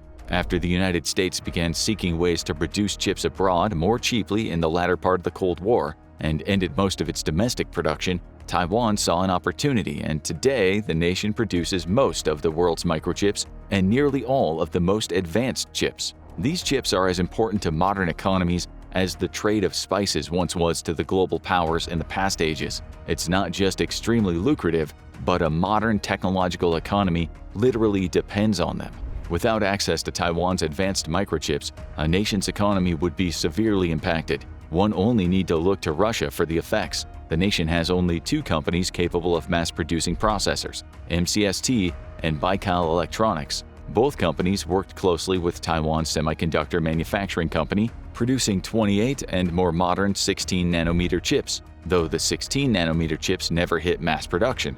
Baikal had plans to introduce next-generation processors inside Russia starting in 2023, but with Taiwan following the lead of Western sanctions against Russia, the effort never materialized. Now Russia is only able to produce the much older, less capable microprocessors and specialized processors for use in military applications. The end result is Russia has been locked out of access to modern microchips, and the small amount it's able to smuggle through sanction-busting efforts or with the help of China is not enough to sustain Russian efforts to remain competitive against modern information-driven economies. The effect is also devastating for the Russian defense sector, with its efforts to develop an advanced AI crippled due to a lack of access to advanced microchips. Even if the nation's able to somehow develop homegrown capabilities, an extreme unlikelihood given that Russia's always lagged behind the West in microchip design, it still faces issues with the import of materials needed to create the microchips. In early 2023, Rosteck announced it would begin producing its own 150mm and 200mm silicon wafers, yet being cut off from access to the polycrystalline silicon it once purchased from the West resulted in it being unclear by the end of the year when Rosteck would actually begin production. China, as a state hostile to Taiwan's existence, is already feeling the pinch of losing access to advanced microchips. President Joe Biden, in conjunction with Japan and the Netherlands, instituted a microchip ban to significantly limit the export of advanced microchips and machining tools to China in an effort to slow its development of advanced AI. China currently produces 7nm and 5nm chips domestically, but mostly using foreign equipment that it does not own and whose use could be revoked at any time. South Korea, for example, had to seek U.S. permission to continue production of microchips inside of China, or suffer the effect of secondary sanctions against it. At the moment, though, China does not have access to 3nm chips, the world's most advanced and critical to efforts to develop artificial intelligence. Only Taiwan is currently producing these chips, though President Biden has negotiated the expansion of Taiwan's manufacturing of those chips to mainland U.S. Taiwan was extremely reluctant to do so, because so far its ability to produce these chips at home has worked to both fend off the Chinese aggression and ensure U.S. defense. Seizing Taiwan's microchip production facilities is of paramount importance to China in case of invasion, and it's just as important to the United States that China not gain control of those facilities. With an iron grip on the production of the world's most advanced microchips, China would gain massive economic leverage over the entire world. Leverage that it could, and given its history would use, to coerce nations to behave how it wants them to, or to give in to Chinese demands. For the US, this isn't just an economic threat, but a threat to the entire rules-based liberal world order. It also threatens to cripple US efforts to build advanced new technologies, while fueling Chinese development. Taiwan is important for a third reason, though, and this is far more practical. Today, the island nation sits right in the middle of what's called the First Island Chain. The FIC is a line drawn between Japan, Taiwan, and the Philippines and represents the single greatest deterrent to Chinese aggression. With friendly nations making up the First Island Chain, the US and its allies can easily contain the Chinese Navy, and thus its military. Any attempt to deploy Chinese fleets out of the South China Sea in a time of war would see them under attack from multiple directions, and China's ability to utilize its submarine fleet would also be severely constrained by the defenses of the FIC. Currently, Chinese subs must run a gauntlet of underwater sensors, friendly air patrols, and allied submarines on the hunt, and it is very limited on just where China can move its submarines with any hope of remaining undetected. For the entirety of the Cold War and into the modern age, the First Island Chain has contained communist powers in Asia, while preventing them from projecting military power far from home. For this reason, taking Taiwan is of critical importance to the Chinese Communist Party, as it would allow them to effectively sever the First Island Chain, with a steep drop-off from Taiwan's east coast, which sits near the edge of the continental shelf into the depths of the Pacific. Chinese submarines could evade detection as they slip unseen into the Pacific. This places all American and Allied fleets and even land-based targets under threat thanks to an expanding fleet of ballistic missile submarines that can carry conventional cruise missiles. Of greatest concern, though, is the ability for China's nuclear-armed subs to patrol unseen and thus threaten a surprise nuclear strike against America or her allies. Can China really take Taiwan, though? And what will the US do if it does? Historically speaking, China's had no hope of taking Taiwan. During the Third Taiwan Strait crisis in the mid-1990s, the United States sailed a carrier strike group through the Taiwan Strait as a show of force. The Chinese military was utterly humiliated, knowing it could do nothing to counter the threat posed by even a single American strike group sailing just 24 miles off its own shore. The Chinese Communist Party vowed to never be humiliated again, and in the years after undertook a massive modernization and armament effort that's lasted to this day. Today, China officially controls the world's largest navy, though it still lags significantly behind the United States in sheer tonnage, at just over half the total tonnage of the US. In fact, China is not a blue water navy with the ability to deploy far from home shores. Its lack of aircraft carriers and naval aircraft, as well as marine expeditionary forces and support ships, make it impossible for China to threaten anywhere in the world that it's not already given free access to. But it doesn't really have to have a blue water navy to win in Taiwan, and it doesn't need to outweigh the US Navy either. A war for Taiwan would take place close to home for China, within easy reach of its large air force, which would make up for its abysmal lack of naval aviation. Those aircraft would also operate under the safety of both shore and sea-based air defenses, presenting an incredibly prickly problem for the US and its allies to deal with in a war over the skies of Taiwan. China's larger fleet of cruisers and smaller hulls would be well suited for the shallower waters of the Taiwan Strait itself, which would likely be entirely too dangerous for the US submarines to operate in. Shore-based anti-ship defenses also promise to make it almost impossible for the US to operate major surface platforms anywhere close to the Chinese coast for at least the first few months of the war, at least until China's supply of anti-ship missiles begins to run out. There is thus a very real possibility that China's smaller, nimbler navy is more than capable of defeating the US Navy in a battle for Taiwan. And that's without accounting for the fact that the United States is not able to bring the entirety of its naval forces into the fight in the first place. Global security commitments mean that the US can only supplement its Pacific Fleet with a limited number of ships and aviation from other global theaters.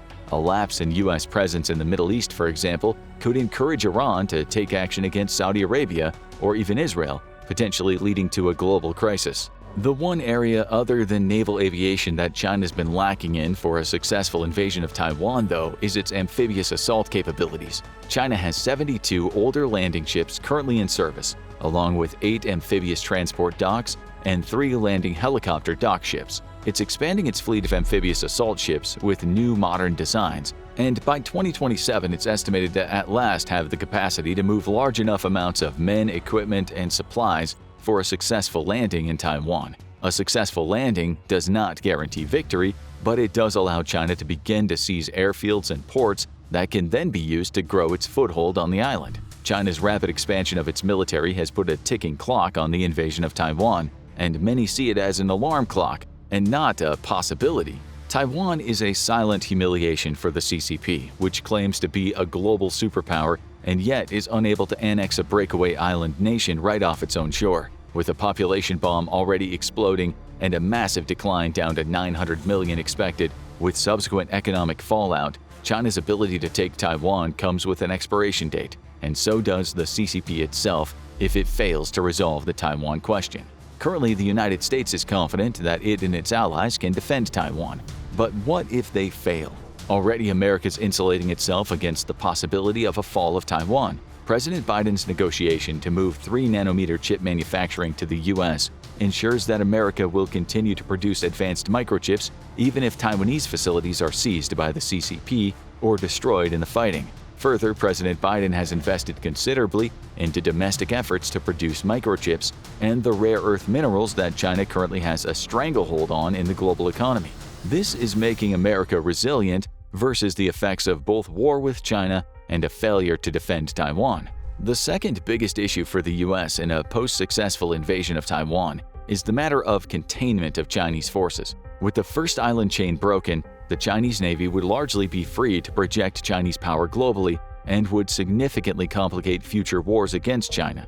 The vastness of the Pacific Ocean makes it difficult to track Chinese submarines, though space-based assets can easily locate, identify, and track major surface action groups. Locating them, though, is different from destroying them, especially if Chinese naval expansion continues at breakneck speed, while the US faces a significant shortage of critical materials for replenishment of advanced weapon systems. The US is already creating what it's deemed a ghost fleet. The American Navy aims to create a large fleet of unmanned vessels, specifically made to counter China's expanding numbers and the possibility of the collapse of the first island chain.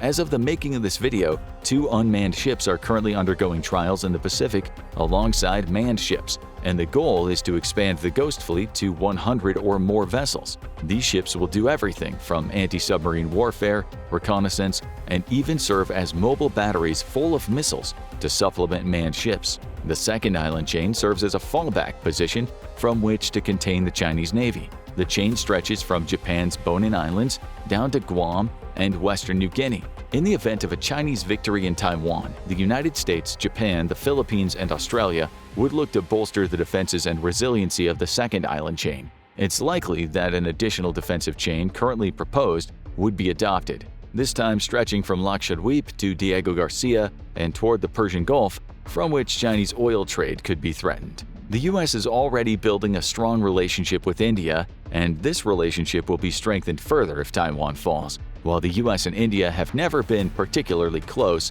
this relationship has seen a dramatic shift in recent years. Historically, India has been far more closely aligned with Russia and the Soviet Union before it. However, the war in Ukraine drove a wedge in that relationship, helped by the revelation of how poorly Russian weapons were performing against even small amounts of Western arms. As a major buyer of Russian weapons, India's confidence was deeply shaken by the failure of Russian missiles, aircraft, and tanks. And as it looks toward its border with China that is rapidly modernizing and today outclasses India militarily, the nation switched allegiances and now looks to the United States for a new source of arms. In particular, the failure of the Su-57 program helped convince India that it needed to look elsewhere for the technology to counter China's increasingly sophisticated air force. India was originally a partner in the development of the Su-57, but pulled completely out of the program when it realized that the Su-57 would fall significantly short of the aircraft it was being designed to compete with, the F-22 Raptor. This dealt a crippling blow to Russia's ability to produce the Su-57, given its financial woes, and to date the nation has produced nothing more than a token force of mostly demonstration aircraft. The fall of Taiwan would hasten the warming of relations between the US and India, as it would place India in a very precarious situation. With the US and its allies no longer containing Chinese fleets, they would be free to enter the Straits of Malacca and the Indian Ocean beyond. This would place Chinese warships off the coast of India, a precarious situation for the two rivals. The fall of Taiwan, however, would present other major problems for India and the rest of Southeast Asia, as it would significantly diminish U.S. influence in the region. Without faith that America could deter Chinese aggression, let alone defend them in case of a war, many Southeast Asian nations would quickly fall in line with the Chinese Communist Party. Suddenly, India would find itself with China-aligned Pakistan on one flank, China to the north, and new Chinese partners on its eastern flank. Increasing partnerships between the Indian and American militaries aimed to counter this threat, and the U.S. would invest heavily into improving its partnership. Currently, India is not set to ever host U.S. forces on its soil, but the fall of Taiwan and the collapse of its neighbors to Chinese influence could prompt wider Indian-American military cooperation that could see American forces being sent to India to help defend the nation and keep the Indian Ocean clear of Chinese fleets. Ultimately, the fall of Taiwan would threaten the entire global world order that's created the calmest stretch of time in all of human history. The best preparation that America and its allies can undertake for a fall of Taiwan is to ensure that it never falls in the first place. The year is 2013. Xi Jinping, the leader of the Chinese Communist Party, has just seen the plans to transform some scattered reefs in the South China Sea into a fortified concrete island, complete with its own hospital, an airstrip, and a military base. Seemingly out of nothing, China will build a base from where strategic bombers can be based and fly thousands of miles from. This could be a stroke of a brush that paints the picture of the end of human civilization. If you think that sounds crazy, you may change your mind when you get to the end of the show. China has been very busy building more artificial islands like this, while much of the world has been looking the other way. China's Great Wall of Sand has been taking shape. This has caused many sleepless nights for folks in Washington. Before we get into the many reasons for the sleepless nights, let's look at this Great Wall of Sand. First named that by a U.S. admiral, the island we just mentioned in the intro is called Fiery Cross Reef. That's what it used to be, just a scattering of reefs. There was nothing there, but then that all changed. In 2013, China decided it was time to transform the place along with other land dotted around the South China Sea. In 2014, between the months of August and November, Chinese dredgers got busy moving a lot of sand around Fiery Cross Reef. Then came the concrete trucks to cover the sand. The end product was an island about 3,000 meters long and 300 meters wide. It wasn't long until Chinese people were in their living rooms watching China Central Television and being told about this state-of-the-art military island from where H-6K strategic bombers could take off. Brimming with pride, they were told there was a hospital there, but more importantly, military installations home to early warning radar systems and various weapon systems. China had created a monster in the South China Sea, and many more monsters would follow. If you went to Fiery Cross Reef today, you'd find garrisons that house something close to 200 troops. Some of them work with surveillance technology, some of them are weapons experts. In 2016, China landed passenger planes there, one from China Southern Airlines and another from Hainan Airlines. This is not an island anyone will be visiting on their vacation. The tests were merely to see what kind of large aircraft could safely land there. There are presently enough hangars to store 24 combat aircraft and 4 much bigger planes. As we told you, the runway is now long enough to accommodate one of China's Shan H-6N bombers. One of these beasts could take off from the island and perform combat operations as far as 3,500 miles away. The planes are capable of being refueled in the air and can fire air-launched cruise missiles.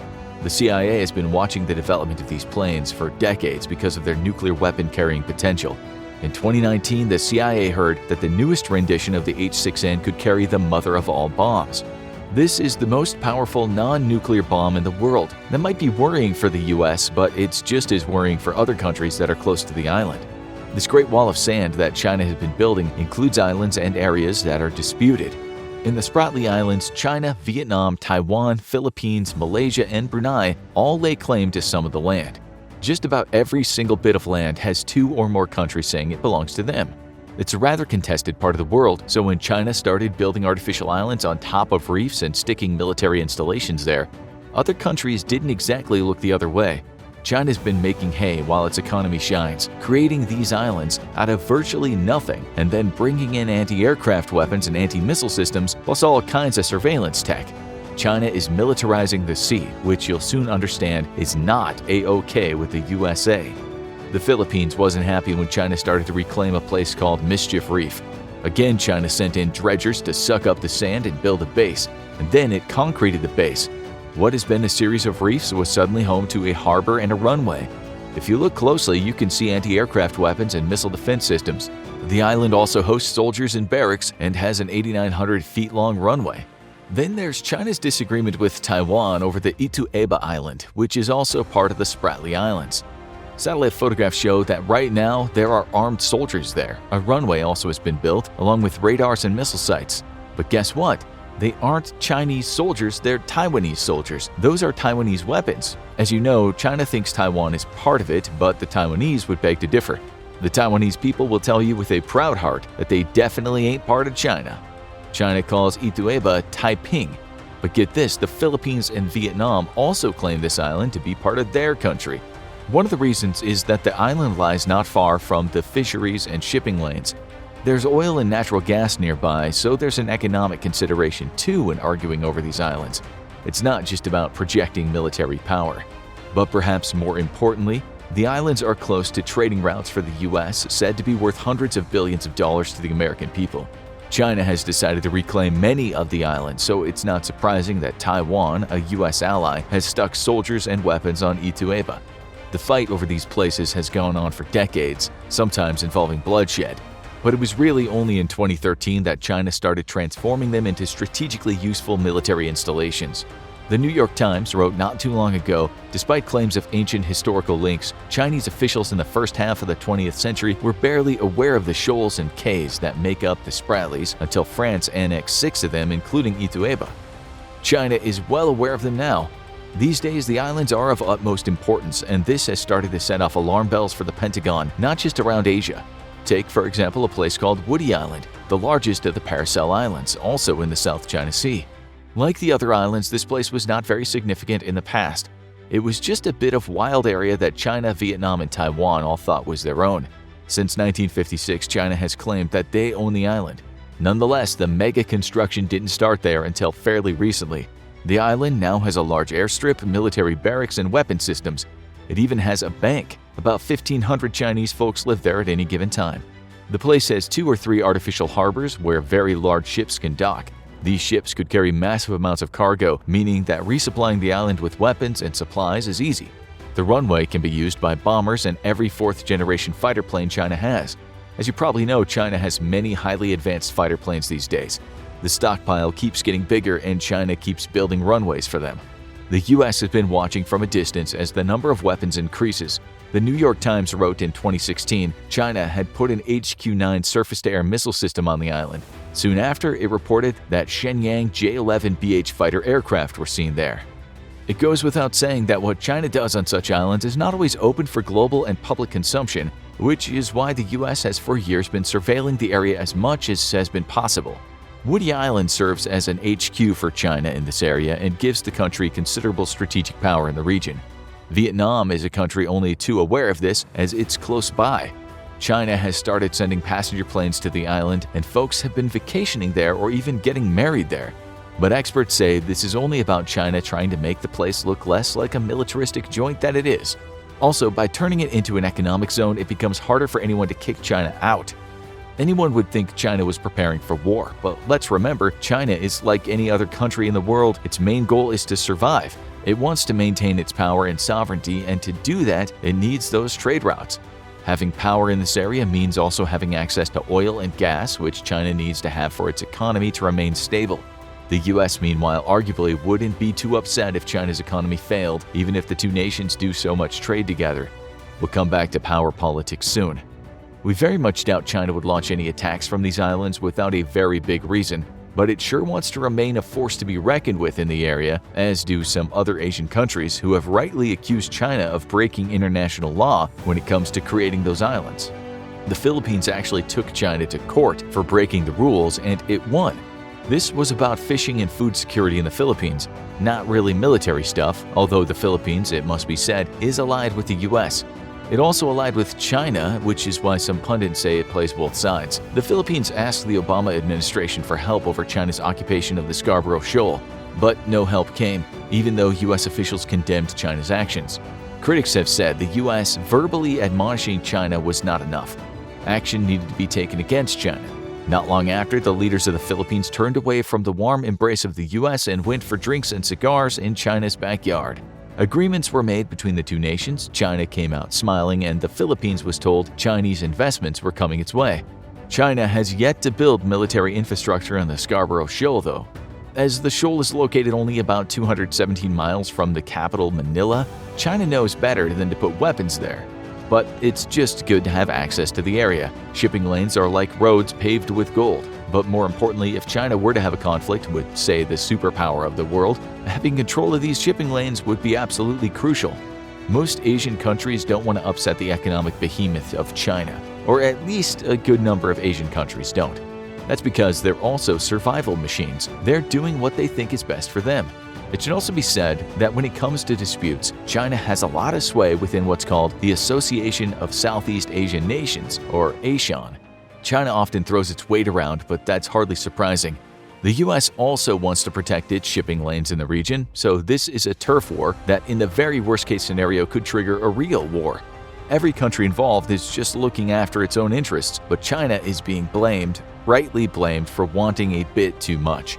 Still, it is threatened in this area. After all, the US has lots of allies in the vicinity. Let's just add here that it's thought that the trade that goes through the South China Sea is worth about $4.4 trillion. That's about a third of all global maritime trade. If US ships could control these shipping lanes with its giant navy, it could almost certainly bring China's economy to its knees if it chose to. It would cause massive suffering in China, but it would also cause global economic turmoil, so it's not as if the US would ever take such an action without there being some pretty hardcore circumstances.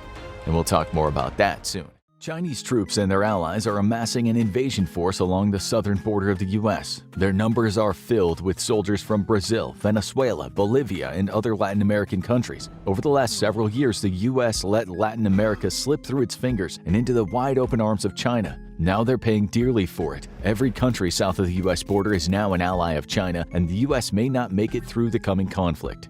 This extremely terrifying scenario is poised to take place if the United States doesn't slow the spread of Chinese influence in Latin America. For several years, China has been stealing the power and influence that the US once exerted over the countries to the south. What was once a part of the world that the US rarely worried about may become its biggest adversary. But how could this happen? How could China steal Latin America right from under the nose of the US? Let's find out. The shift in power in Latin America began in the early 2000s. As the US shifted its focus to the Middle East and Asia, China was eyeing countries in Latin America. In 2000, China contributed less than 2% of imports going to Latin America. However, as the economy continued to grow at a tremendous pace, its exports began to reach across the world. By 2010, trade between China and Latin America grew at an average annual rate of 31%, leading to a value of $180 billion a year. Just over a decade later, trade between China and Latin America totaled $450 billion and is only continuing to grow.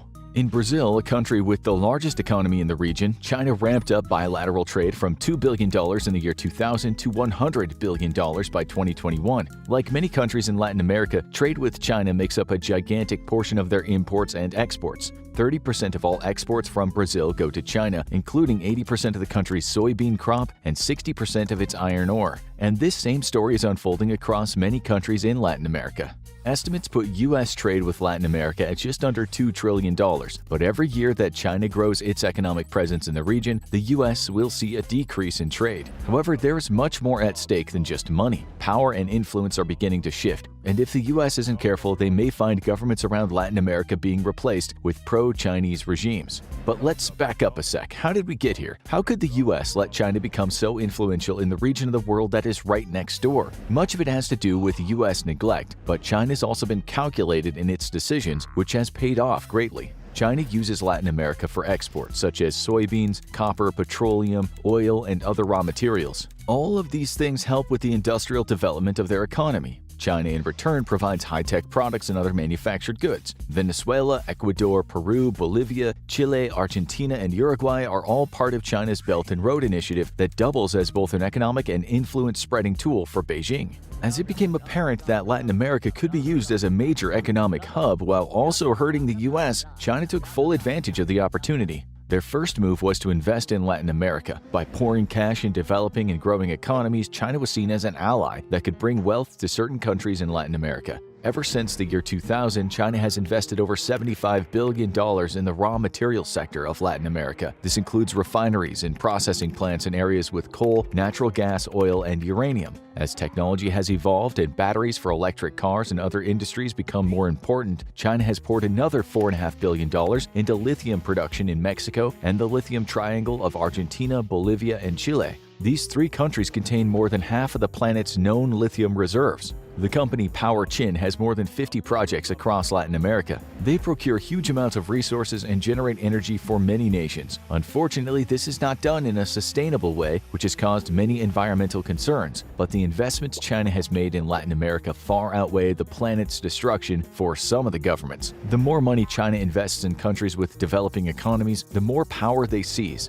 Bribes can be made to powerful politicians, and money talks in most of the world. There's also the fact that it's hard to say no to a nation that's providing your country with jobs, income, and trade. The more China invested in Latin America, the easier it was for them to drive policies and economic decisions in its favor. All of this happened while the US was focused on other parts of the world. There were even reports by experts in Latin America geopolitics warning the government that if they neglected South America for too long, Chinese trade deals and influence would grow to alarming levels in the region, and that's exactly what happened. The China Development Bank began funding solar and wind projects. They provided money to build Latin America's largest solar plant in Jujuy, Argentina, along with the Punta Sierra wind farm in Coquimbo, Chile. As one of the world leaders in renewable energy, China already had the experience to provide contracts that would both benefit them and Latin American countries. It should be noted that the United States does provide development funds to many South and Central American companies. However, many Chinese investments don't come with any stipulations, and oftentimes certain regulations and rules need to be followed with money provided by the US. But the energy sector isn't the only thing that China's been investing in. They also have specifically targeted other important economic projects that's allowed them to gain even even more favor with Latin American leaders. Infrastructure is the backbone of a nation. China knows this as they have invested heavily in their own infrastructure, which is one of the reasons they've been able to grow their economy at an astonishing rate. Argentina, Brazil, Chile, Ecuador, Peru, and Uruguay are all members of the Asian Infrastructure Investment Bank. This is a branch that China uses to fund construction projects throughout Latin America. They've invested in ports, railways, and canals. But in the age of information technology, China has shifted to more nefarious forms of investment. China has provided money to Latin American nations to develop AI cloud computing, smart cities, and 5G technology. Huawei is one of the largest Chinese multinational technology corporations. It's invested tons of money in Latin America and has been welcomed by some leaders, even though the United States warned that Huawei equipment could leave countries vulnerable to Chinese cyber attacks. However, China's deals are too good for many to pass up, especially because many Latin American countries, including Argentina and Brazil, rely heavily on their cellular networks. China's providing more countries with the infrastructure they need, which has allowed them to be seen more favorably by Latin American policymakers and leaders. At the same time, China's likely mining data and influencing news, media, and advertisements that many in Latin America see. They more than likely have been using their investments in infrastructure to influence the way Latin American people think about China. It's things like this that cost China money at first, but create a return on investment that's much more than just an influx of funds over time. They've also allowed China to gain more power over many Latin American countries. Another major investment that China's made in Latin America is not what you might think. China and Brazil began to work on a joint satellite research and production program all the way back in 1988, and China's largest space facility located outside of the nation is in the Patagonian desert of Argentina. That's right, China has invested in Latin American space programs, which might not seem like the best use of funds, but has paid off big for China. They've even built ground stations in Bolivia, Ecuador, and Venezuela. With each new investment in Latin America, there's an influx of money and jobs for the citizens of the country. When times are hard, people don't really care where their jobs are coming from as long as there's work. That being said, any deal with China will almost always include a component that strengthens Beijing's position in the country. Whether that's in the form of debt or political influence, it's become a major concern for the US as policies in South America particularly seem to be increasingly shaped by China's influence. Even investments in things like space programs likely come with kickbacks for politicians who are more lenient on Chinese practices in Latin America. It also might allow them to put people in power that China can control in the future. The more in debt leaders or entire economies are to China, the more power they'll wield in the region. The COVID pandemic also presented China with a unique opportunity in Latin America. As countries scrambled to procure face masks and other PPE, China strategically sent these vital supplies to nations in Latin America that they wanted to strengthen relations with. It's terrible that people's lives were being leveraged for influence, but that's the world we live in. While the United States struggled to procure enough protective equipment for its citizens, China was in the unique position to deliver face masks and testing kits to other nations around the world. Now, like many things with China, things aren't always what they seem. The CDC reports that there have been over 1.1 million COVID-related deaths in the US, while there are only around 120,000 COVID deaths in China. Obviously, the Chinese number is not accurate. This is because the government ordered doctors to not put COVID as a cause of death on death certificates. They also just flat out didn't report many COVID fatalities in the nation. What this means is that China is not particularly worried about being transparent about how the country fared during the pandemic. What they were concerned about was how China looked during the crisis. It's already likely millions and millions of people died during the pandemic due to the harsh lockdown procedures and the inadequate response capabilities in many parts of China. However, rather than supplying their own citizens with face masks and PPE, China was shipping them out across the world to boost their economy while simultaneously leveraging those vital supplies to open new trade deals and increase influence in certain regions.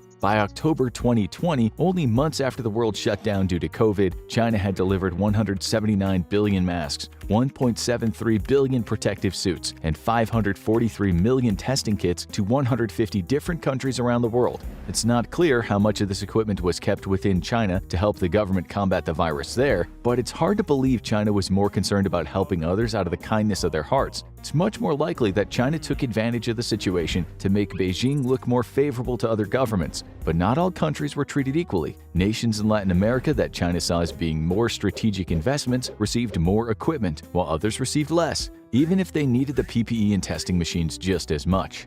In Latin America, the pandemic opened up numerous diplomatic opportunities for China, allowing them to steal more influence from the US. As terrible as it is, the pandemic made Latin America even more reliant on China, which was great news for Beijing, and terrible news for everyone else. At the same time that many governments all but shut down, China continued to buy beef from Uruguay, copper from Chile, oil from Colombia, and soybeans from Brazil. This helped these countries weather the storm while putting them further into China's debt.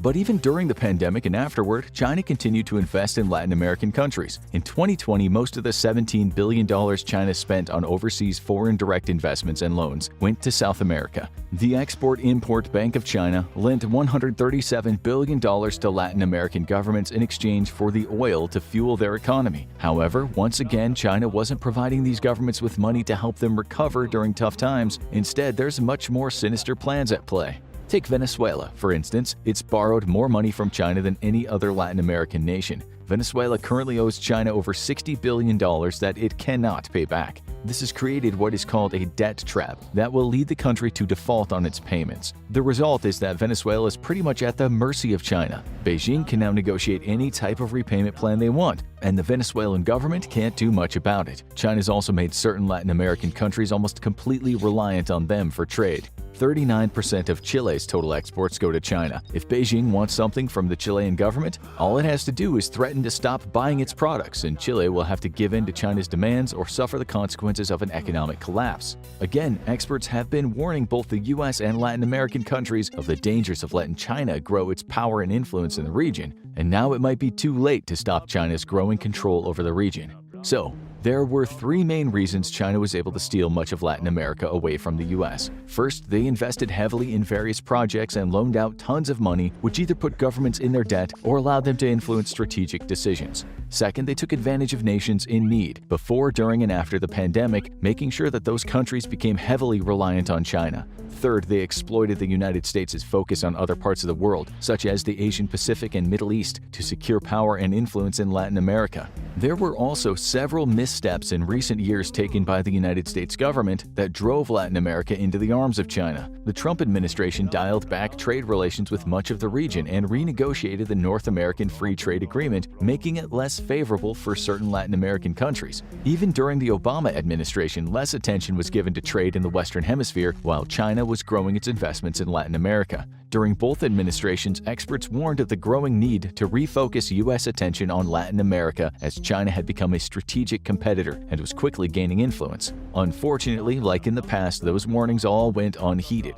Now that we know how China has been stealing Latin America from the U.S., let's go back in time. For decades, the U.S. had a firm grip on Latin America, and now it's all falling apart. In 1823, the U.S. drew up the Monroe Doctrine to stop European influence in the Americas. At this point, the Western Hemisphere dominated the world mostly unchallenged. However, that would obviously change in the future. During the Cold War, the U.S. started refocusing its attention on South America to ensure that communist influence wasn't spreading closer to home. This didn't work in every nation, as Cuba firmly became allied with the Soviet Union, but China was yet to be a threat. This period saw the U.S. tightening its grip on Latin America and keeping non-Western powers away from the Western Hemisphere.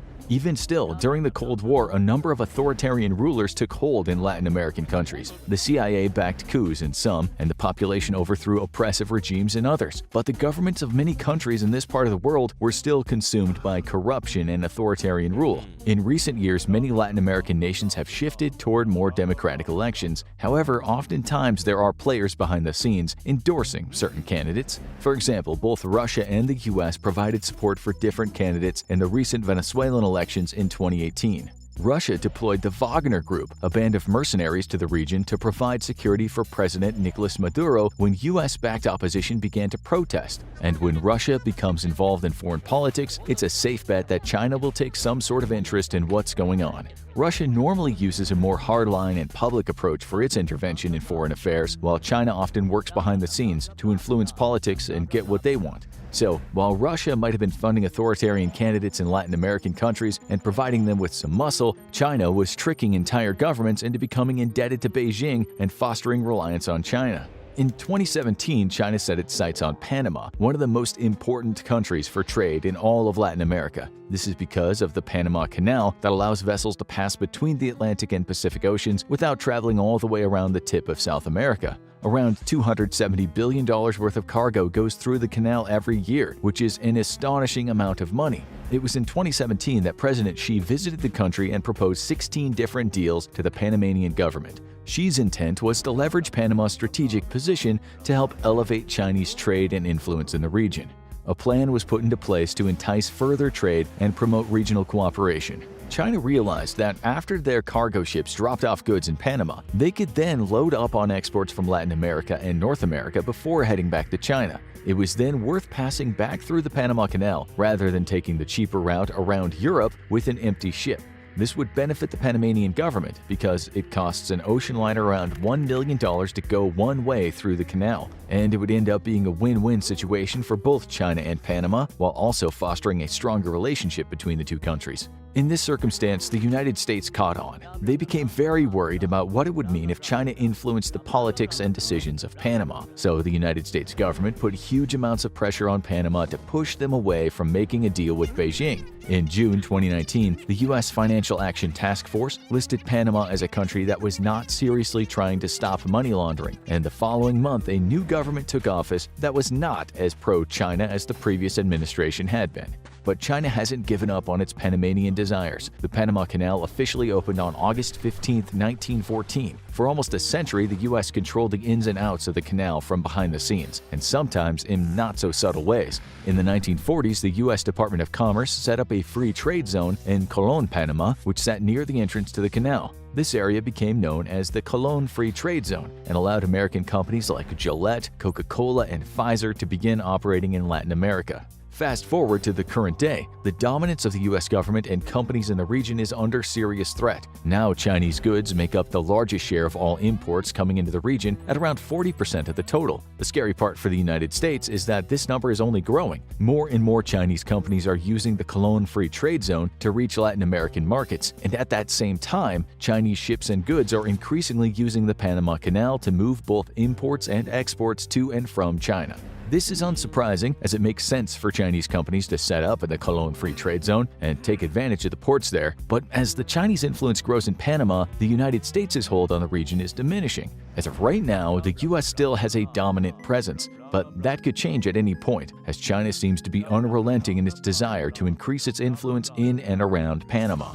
Ever since 2017, when the China Land Bridge Group purchased Margarita Island to build the deep-sea Panama-Colón container port, the U.S. government has become especially concerned. This area was once a U.S. military base, and now it's being used to wage an economic and diplomatic war against the U.S. The port is expected to cost well over $1 billion to build, but it's the perfect example of China's strategy in Latin America. Once the deal was finalized, a lot more politicians in the U.S. started to realize just how powerful China had become in the region.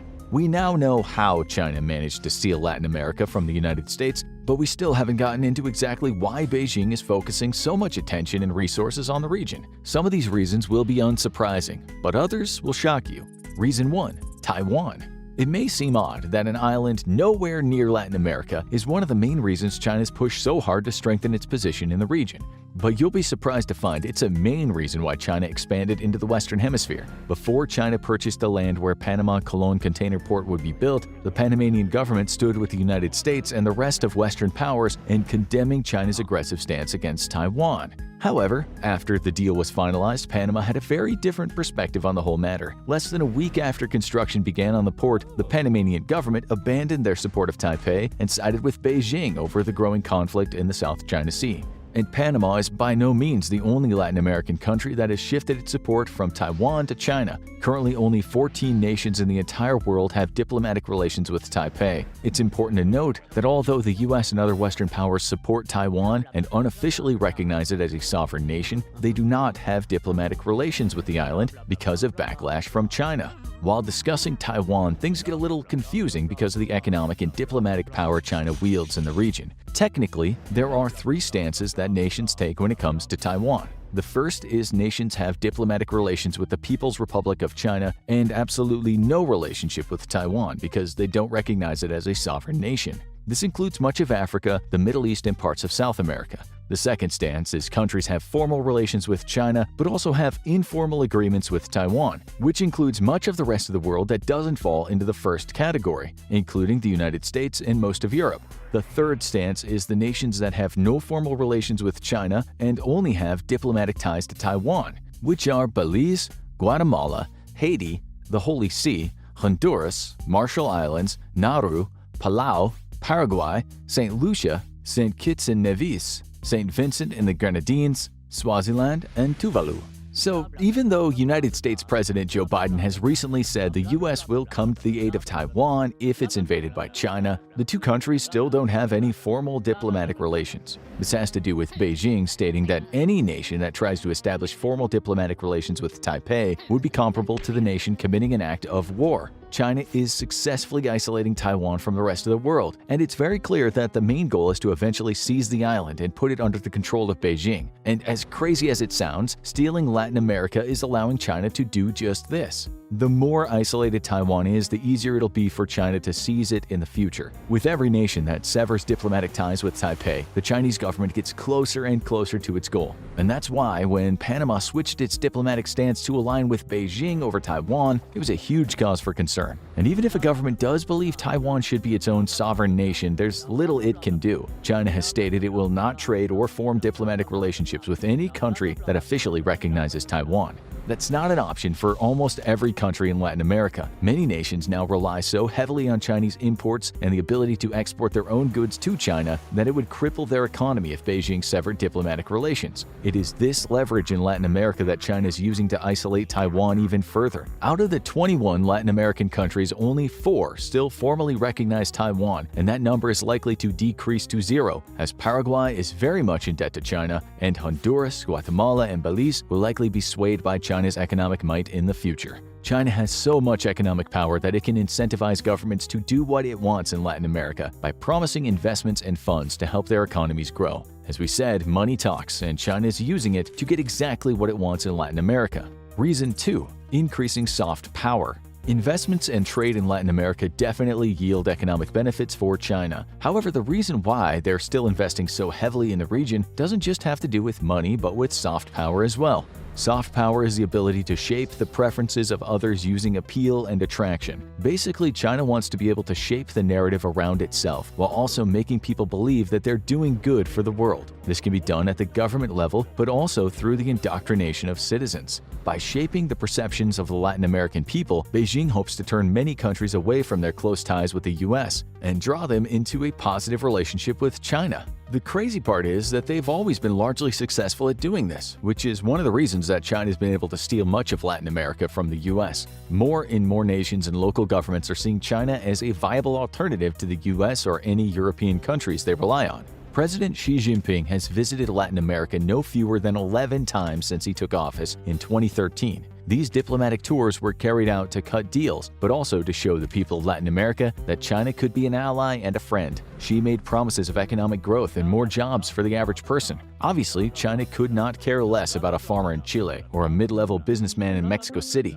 but by creating the perception that China will help these people, it shifts their worldview. Anything that Beijing can do to increase favor with Latin America will hurt the US's control in the region. China has even signed comprehensive strategic partnerships with Argentina, Brazil, Chile, Ecuador, Mexico, Peru, and Venezuela. This is the highest classification it makes with its diplomatic allies, and it's these nations where Chinese influence is growing the fastest as it writes a new narrative around the benefits that a diplomatic relationship with Beijing can have. Reason 3. Cash. Chinese expansion into Latin America isn't just about stealing power from the US, it's also about making money and securing resources to allow China's economy to grow. The number one trading partner with many South American countries isn't the United States anymore, but China. And being the main trading partner of an entire continent comes with some great benefits. Chinese goods are being sold around Latin America, and a huge amount of natural resources are being shipped back to China. Each diplomatic relationship that China secures comes with economic benefits. This may take the form of incredible deals on natural gas and oil, or it could be that China is allowed to mine or build infrastructure without pesky environmental or human rights regulators getting in the way.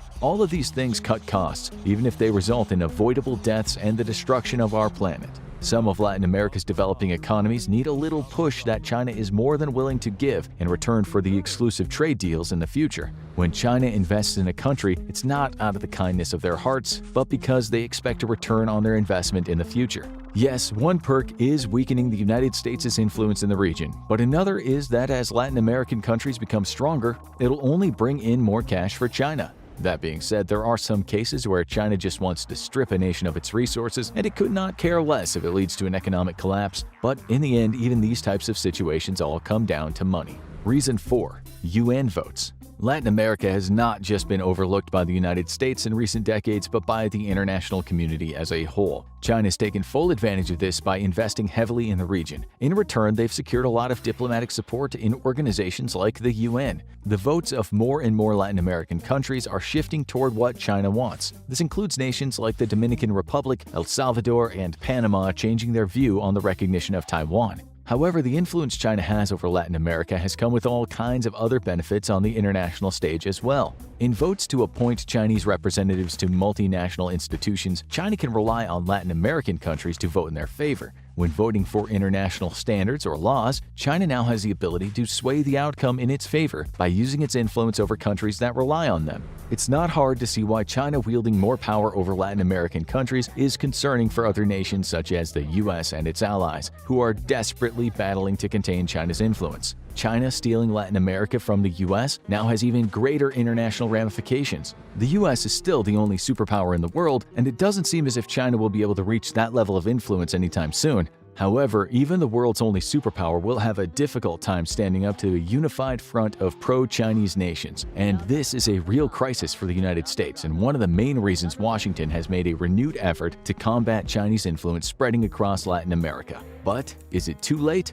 The power China wields on the international stage is growing and growing. There are more developing nations around the world than there are high-income countries. China's positioned itself as an investor and an ally for nations that are not as economically advanced as some Western countries. However, this is not done in ethical ways or even with the nation's future in mind. China pouring money into developing economies without sustainability planning or stipulations on how funds can be used could lead to economies collapsing in the future.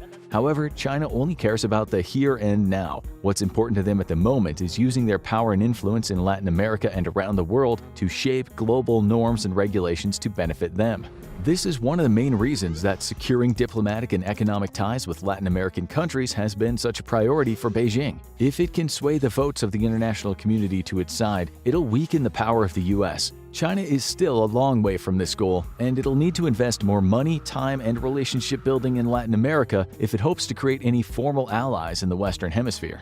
Reason 5. Military presence. A byproduct of China investing in Latin America is that nations with the closest ties to Beijing, or at least those that are in the most debt, tend to lean toward more authoritarian forms of government. This is unsurprising, as China is not just spreading its wealth but its ideology as well. There's also the fact that it's much easier for one authoritarian government to work with another, as things like opposing viewpoints are less likely to stand in their way. In countries like Cuba, Nicaragua, and Venezuela, China has promoted and funded populist ideologies. This is because these ideas are more in line with the communist structure that China uses at home. That being said, communism in China is not the ideal communism where everyone is equal. Instead, it's used as a guise to allow a dictatorship to rule the nation. This is what started to happen in certain Latin American countries as well. During the Cold War, this type of ideological shift was exactly what the United States was trying to prevent. Now, instead of the Soviet Union threatening the security of nations geographically close to the US, it's China who's taken up the reins and is launching a very similar ideological war. Beijing constantly complains about the encroachment of Western ideologies closer to China's border, but they're doing the same thing in Latin America. As governments in Latin America become more authoritarian and switch their viewpoints of China, it could allow Beijing to develop alliances and build military bases in the Western Hemisphere. Even if the United States strongly objects to such an outcome, it has very little ground to stand on. For decades, the US has been building and expanding military bases in the Pacific and nations around China. It'd be hard to argue that China was being any more aggressive than the US already is if they built their own military bases in Latin America. We aren't there yet, but it's not difficult to see a future where the countries that are the most reliant on China for their economic health are forced to accept a Chinese military presence within their borders. We know why China is taking over Latin America and how it happened. Now the question becomes, what is the US currently doing to stop China's expansion into the Western Hemisphere, and is it too late? In 2018, the United States launched the America Crece initiative. It was designed to contest China's Belt and Road Initiative. America Crece's goal was to help Latin American nations attract private investment while following transparency rules based around international best practices. One example of this is the U.S. International Development Finance Corp, which planned to invest $1 billion into Guatemala's private sector to create jobs. The results of the project are still ongoing, but Guatemala is not one of the countries that China has shown interest in as of yet. This means that although Guatemala-US relations may become stronger, this won't help the United States regain influence over other Latin American countries that have become close to China. It's also important to note that these U.S. investments tend to not be as enticing as Chinese investments, which come with no rules or regulations. When a government needs to adhere to certain stipulations in order to use the money it's been given, it can't use it as it sees fit. These regulations are put in place to make sure the funds aren't mismanaged, but pretty much every government in the world is ripe with corruption. Even though China's influence is continuing to grow in Latin America, it seems like the US government is either not concerned or reacting very slowly, which is alarming to many experts in Latin American affairs. The money and trade deals offered by Beijing are not being done in a sustainable way and come with some serious consequences in the future, like complete dependency on China. The United States has a century of trade deals, aid, and investments in Latin America, so it already has a strong foundation with many of the governments. It'll take time for China to whittle away these relationships, but it seems to have been doing pretty well so far. But this is why China's soft power and influence are so important to their endgame. They know they can't change the perception of Latin America overnight, but given enough time, they could erode the confidence that Latin American people and governments have in the United States and improve their perception of China. There is no denying that the US still spends much more money on development and aid in Latin America than China does. However, the amount spent can be offset by China creating new narratives, influencing policies, and controlling Latin American telecommunication networks. During past administrations, the US has seemed to largely ignore Latin America compared to other parts of the world, while China is investing more heavily in the region. The governments and people of Latin America have taken notice of this. If the US does not get serious about creating closer ties with countries in the Western Hemisphere, it may only be a matter of time before the whole of Latin America allies itself with China. The year is 2024, and China is well on its way to becoming one of the most powerful nuclear powers on the planet. According to the Arms Control Association, the nation has 410 nuclear weapons in storage, with the Pentagon believing that Beijing isn't going to stop there.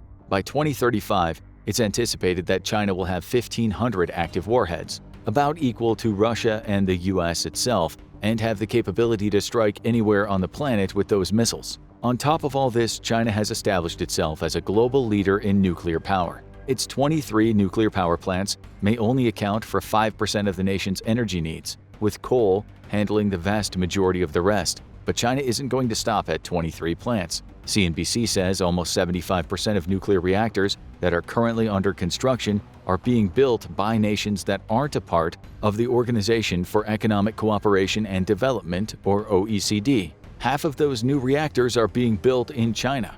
All of this leaves us with a question: how did we get here? China has developed from an almost lame duck nation during World War II into one of the world's greatest military and nuclear powerhouses. To understand just how it did that, we first need to take a trip back to 1945 and the only direct display of nuclear power the world has ever seen: America dropping bombs on Hiroshima and Nagasaki. As World War II drew to a close, Japan's Imperial Army represented as much of a threat to China as it did the United States. The Second Sino-Japanese War had been raging since 1937, with some commentators even saying that the war's beginning was the actual start of World War II, and China was losing.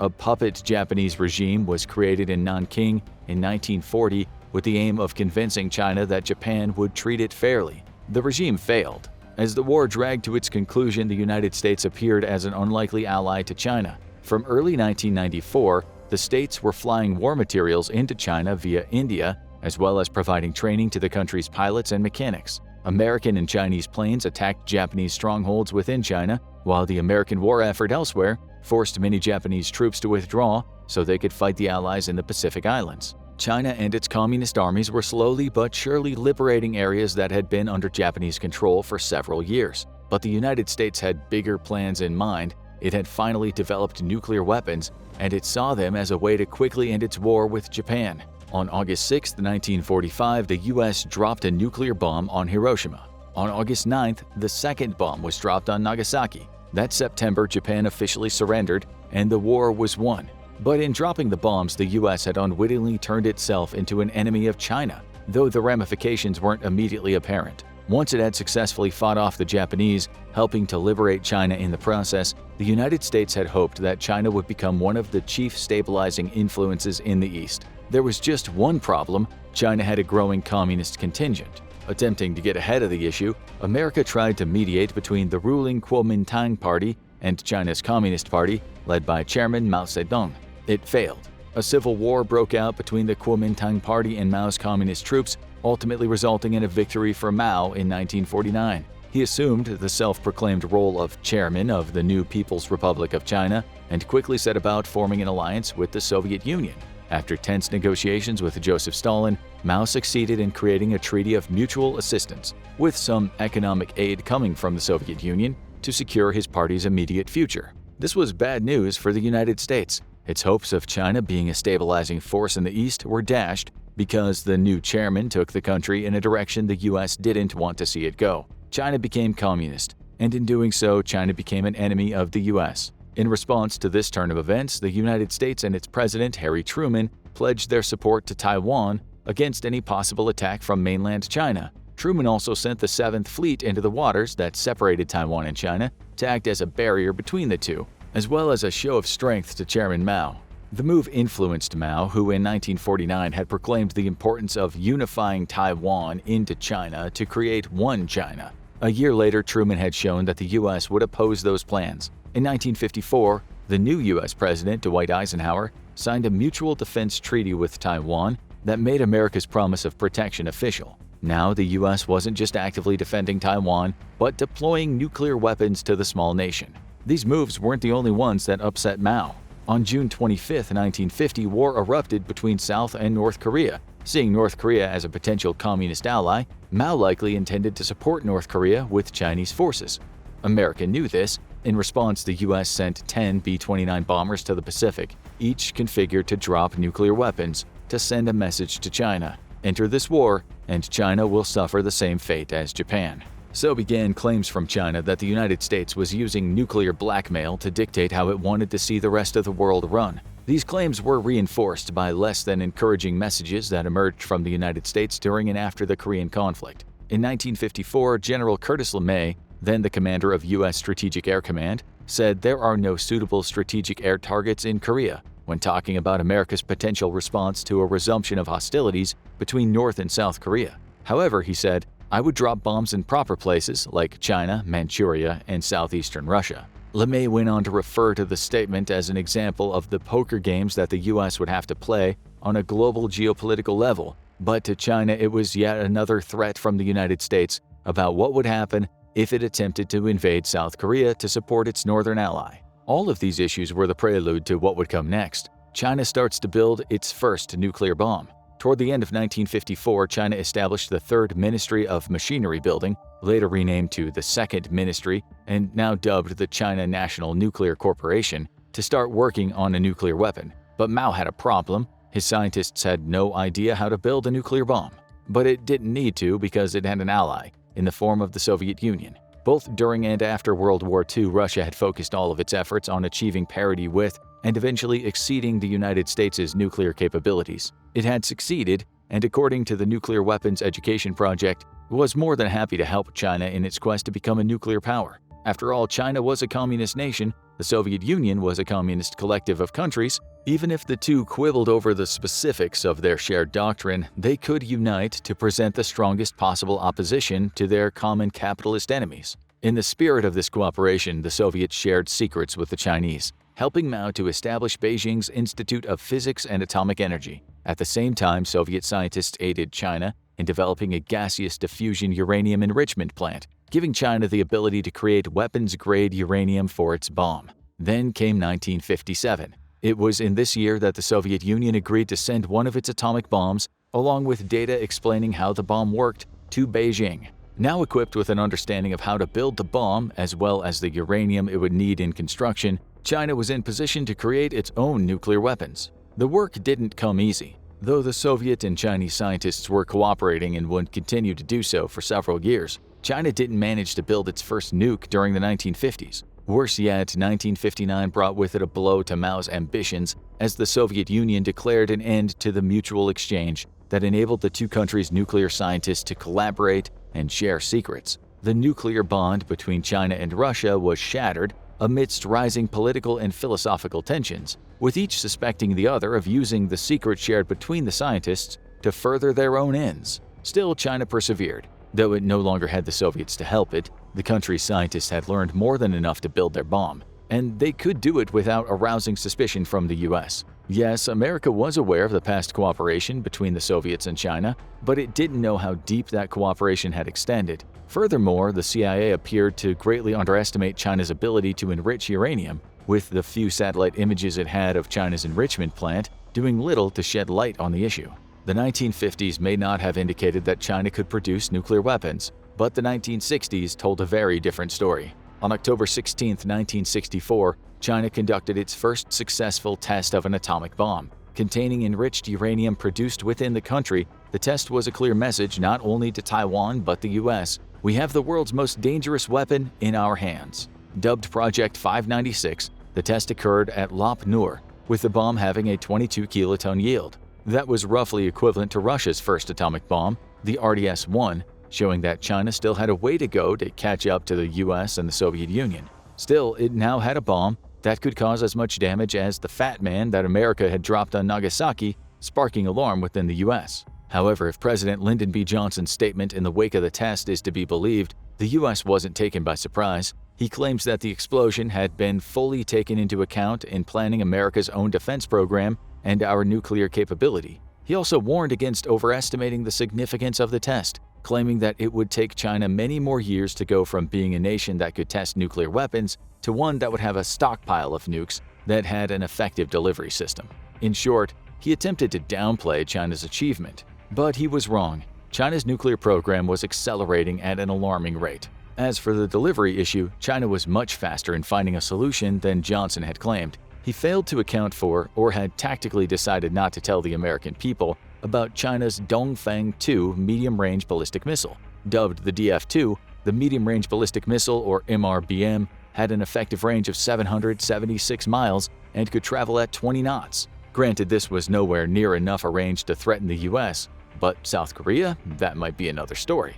To demonstrate its new missile delivery system, China took an unprecedented step that hasn't been repeated by any other nation since. It conducted a test launch over civilian-populated areas. After loading a 12-kiloton warhead into the missile, China launched it from the Shuangchengxi missile test site, from which it soared over Gansu province before impacting and detonating at the Lop Nur test site. This was a startling move, showing a shocking disregard for the people in the Gansu province.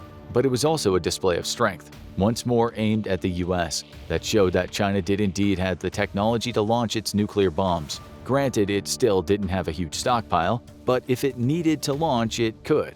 There was more.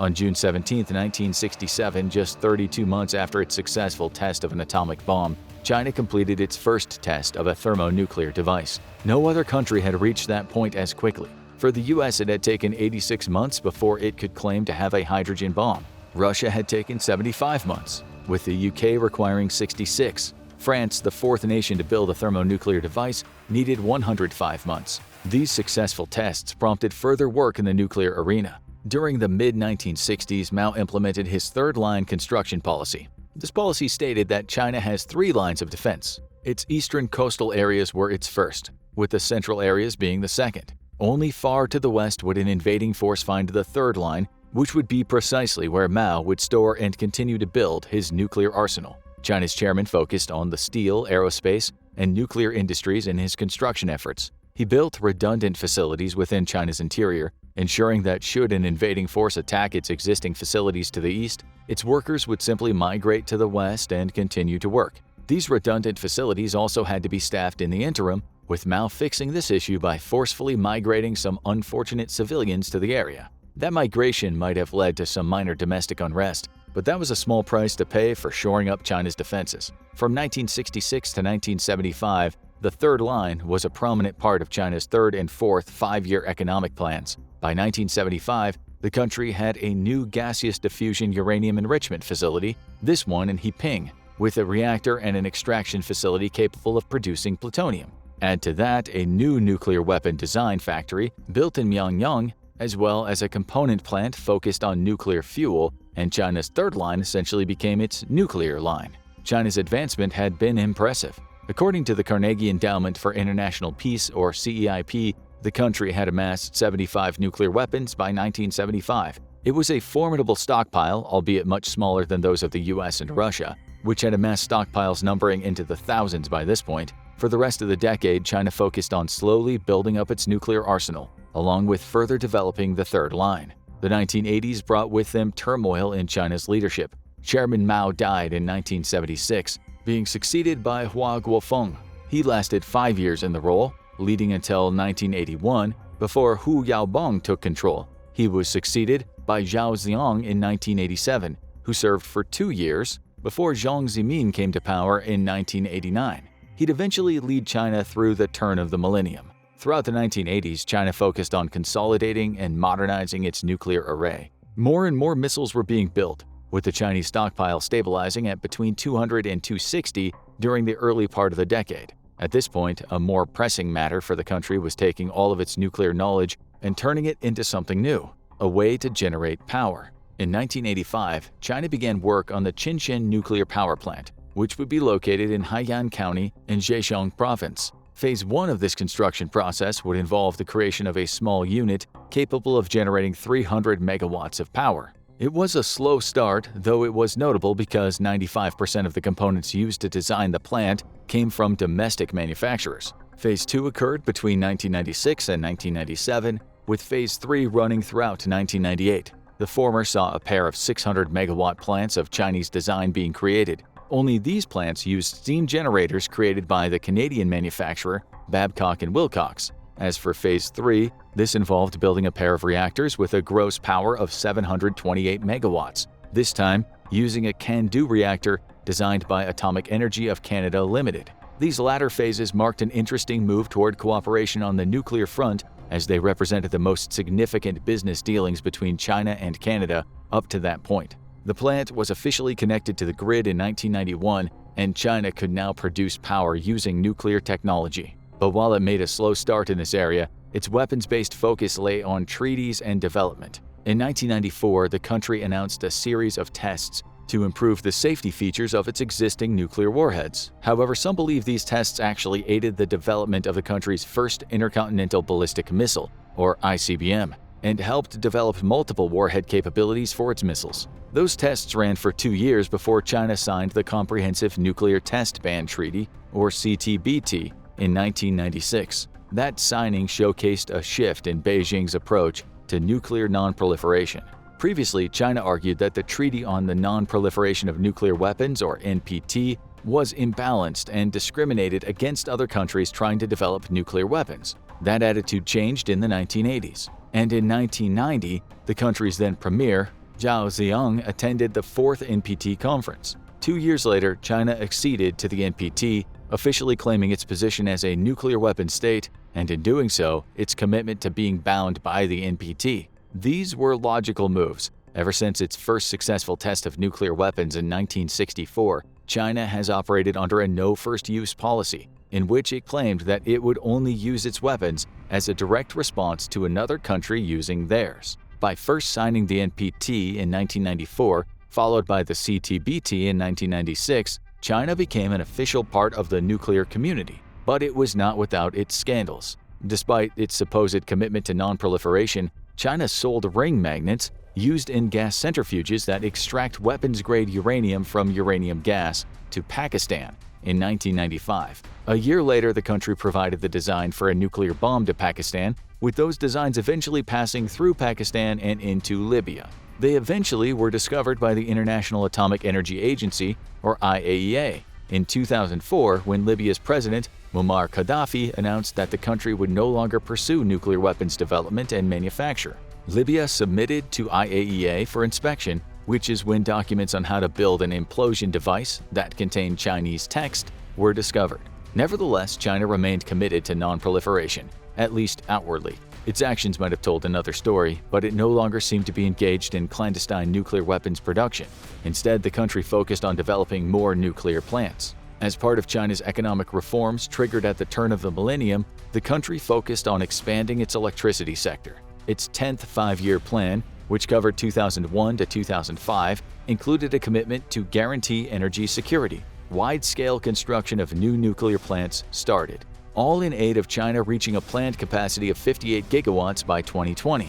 However, those plans didn't come to fruition thanks in part to the Fukushima nuclear plant disaster in Japan. The world's second worst nuclear accident triggered a slowdown in Chinese nuclear plant creation, likely so they could reevaluate safety measures. Still, China managed to reach a total installed capacity of just over 51 gigawatts and has plans to increase that to 200 by 2035, ideally accounting for 10% of the country's power needs. But where China's nuclear power plant expansion is inward-focused, ideally eliminating its reliance on coal, its approach to nuclear weapons over the last decade has been more worrying. China is strengthening, and its change in approach all comes down to the rise of one man, Xi Jinping. By 2015, China focused almost exclusively on domestic weapon design and manufacturing, both conventional and nuclear. Granted, it still imports the occasional piece of equipment, such as jet engines from Russia, but China has a clear goal of developing one of the most impressive militaries on the planet. And with that military comes immense investment into nuclear warhead manufacture and the design and development of new ways to launch those warheads. Under Jinping's reign, China has built 6 Shang-class submarines, named the Type 94, that are capable of firing submarine-launched ballistic missiles, or SLBMs, that can travel thousands of miles. Its current SLBMs, the JL-2s, are currently being replaced by the longer-range JL-3 missiles, which the Nuclear Threat Initiative says are capable of traveling about 6,200 miles. China is also focusing on creating new ICBMs. Ever since July 1986, the country's Academy of Launch Vehicle Technology, or CALT, has been working on an ICBM called the Dongfang 41,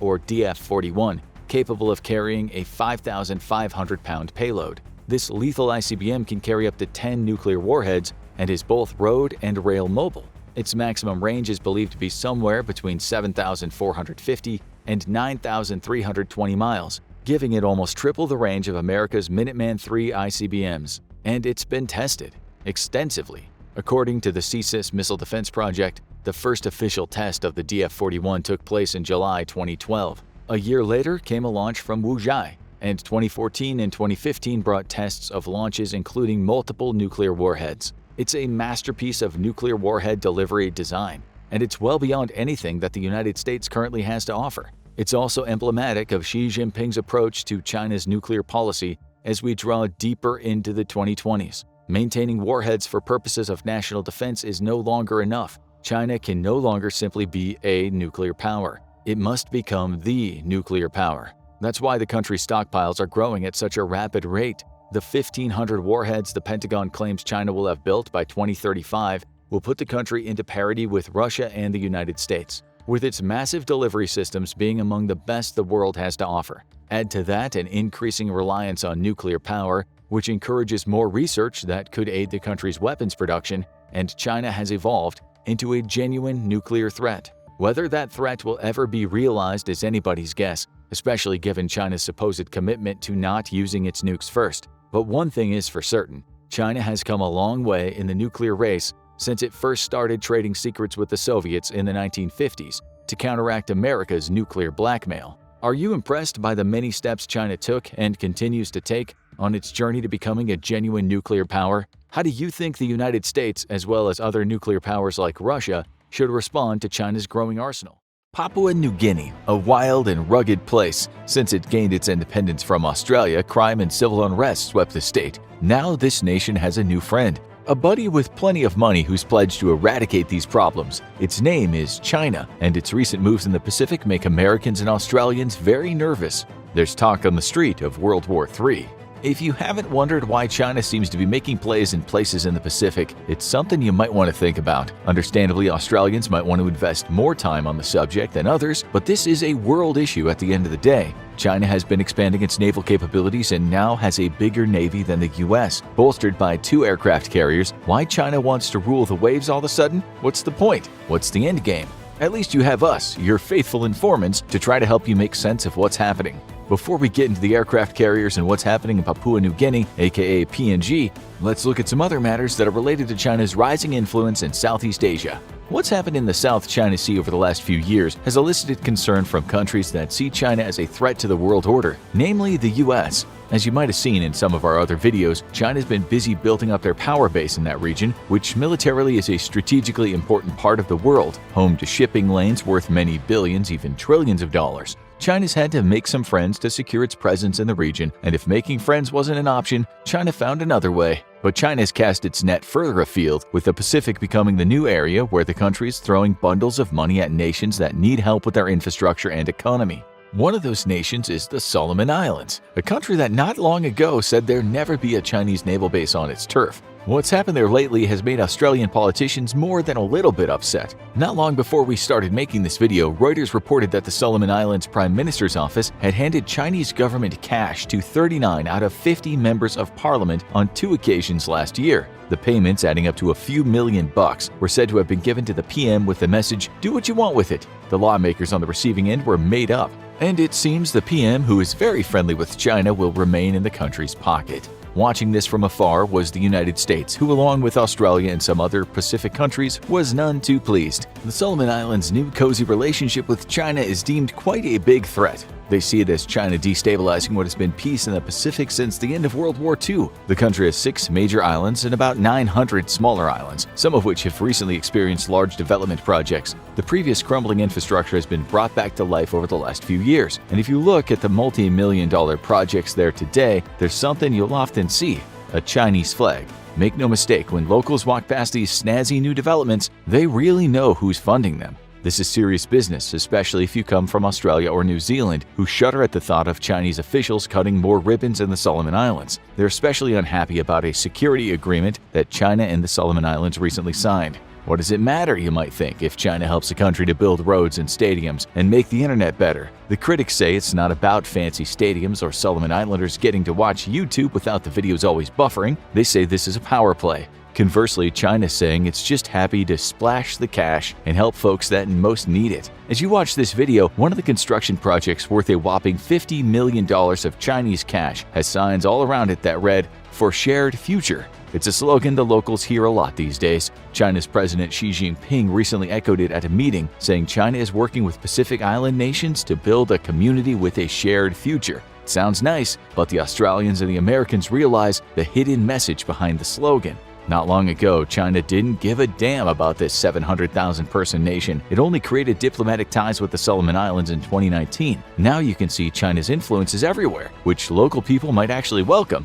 After all, the 150 Huawei telecommunications towers that China is building will undoubtedly improve some aspects of their life for the nation's citizens. Some of them are okay with this new friendship, although others might be concerned about the fact that the Solomon Islands ditched its friend Taiwan to get friendly with China. They know this is not just about getting better internet, it's choosing sides in the world of power politics. Some of them worry about Chinese-style surveillance in their nation. They worry that under this new security agreement, China might be able to send police or military personnel there. They worry that they're in the middle of a war of powerful nations, and as tends to happen in these situations, will suffer in the end. Now they have to think about which decisions will ultimately lead to less suffering in the future while still being concerned about present conditions in their country. This is why there have been clashes between pro-Chinese and pro-Taiwanese citizens. What happens now could be very important down the line.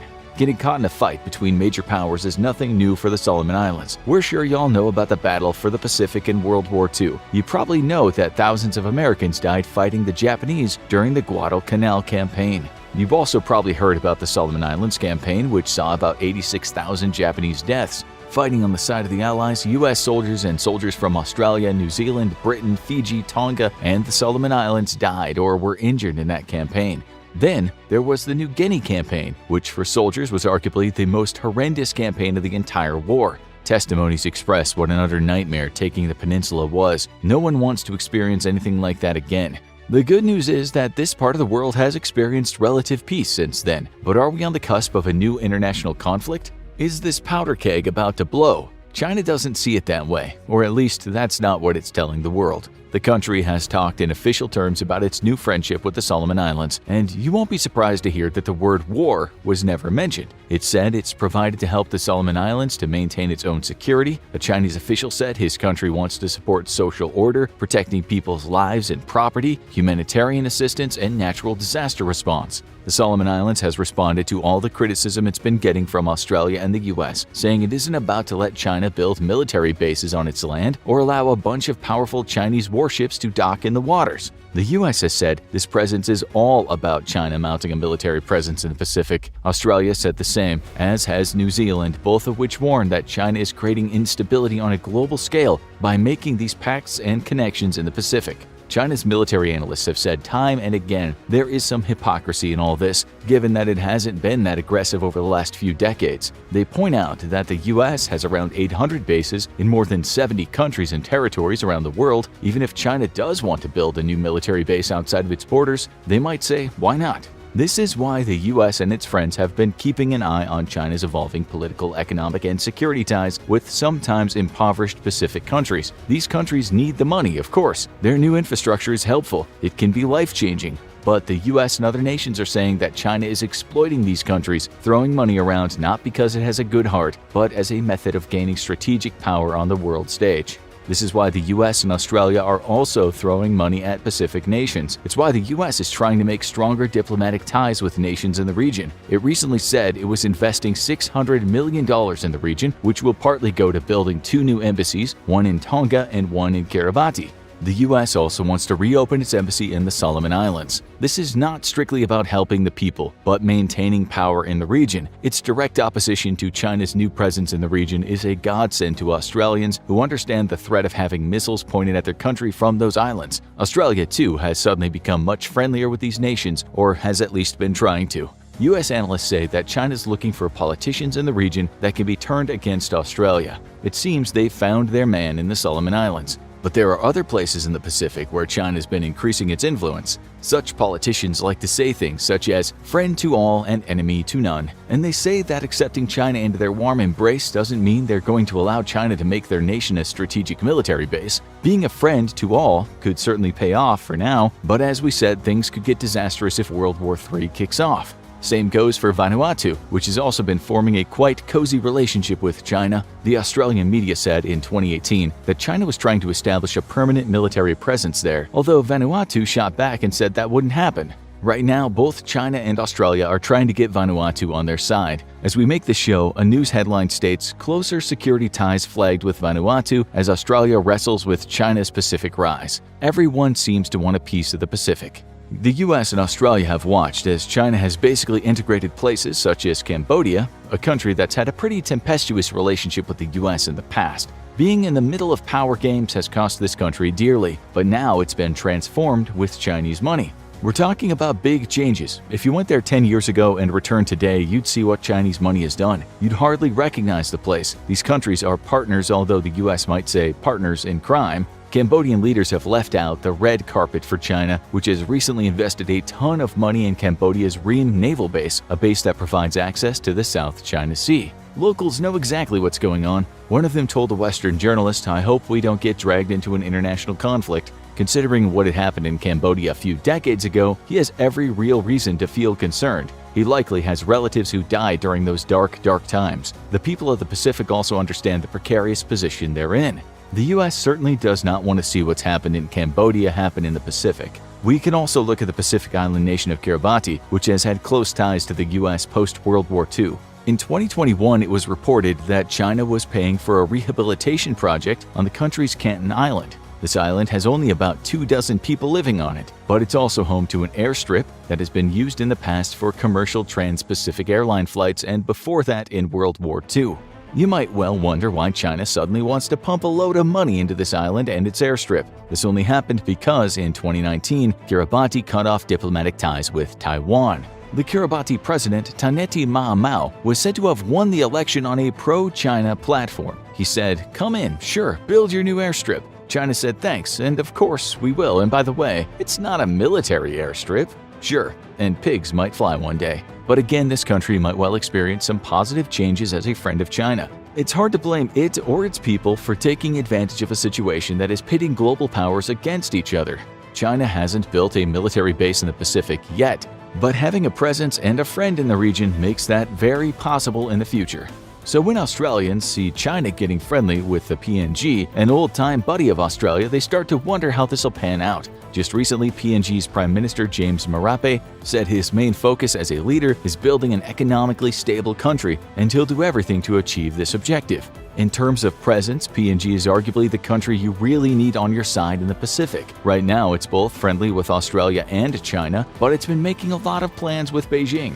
Again, from its point of view, why not? Australia and the US have spent decades neglecting places in the Pacific. One such analyst wrote, "The Pacific Islands have more choices for partnerships than ever. Therefore, cultivating relationships with them will be crucial if the United States is to be the partner of choice. It might be a case of being too late to the party. China's already made footholds in these nations, the money has already been sent, and the US is possibly too late to the game." In 2022, PNG and China signed a Memorandum of Understanding in regard to the construction of China's Belt and Road Initiative, or BRI. In short, this is about China investing in countries around the world, which is why it's been compared to the US's Marshall Plan after World War II.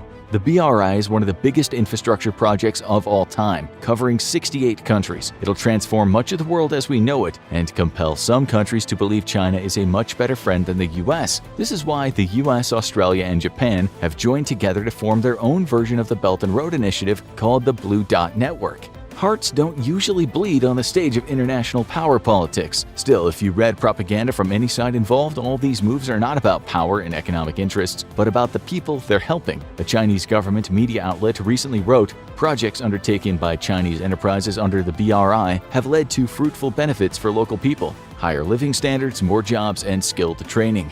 That might be true. But it's also true that China is building toward becoming the world's superpower, and the US wants anything but that. And when China talks about how people in the PNG will be so much happier with their new money, Australian politicians shake their heads in disdain. They look at China's airport projects in the PNG with a sense of profound concern. They wonder what those airports might be used for if ever there's a world skirmish like there was at the start of the 20th century. They see warplanes on those runways, not the commercial passenger planes like China likes to talk about.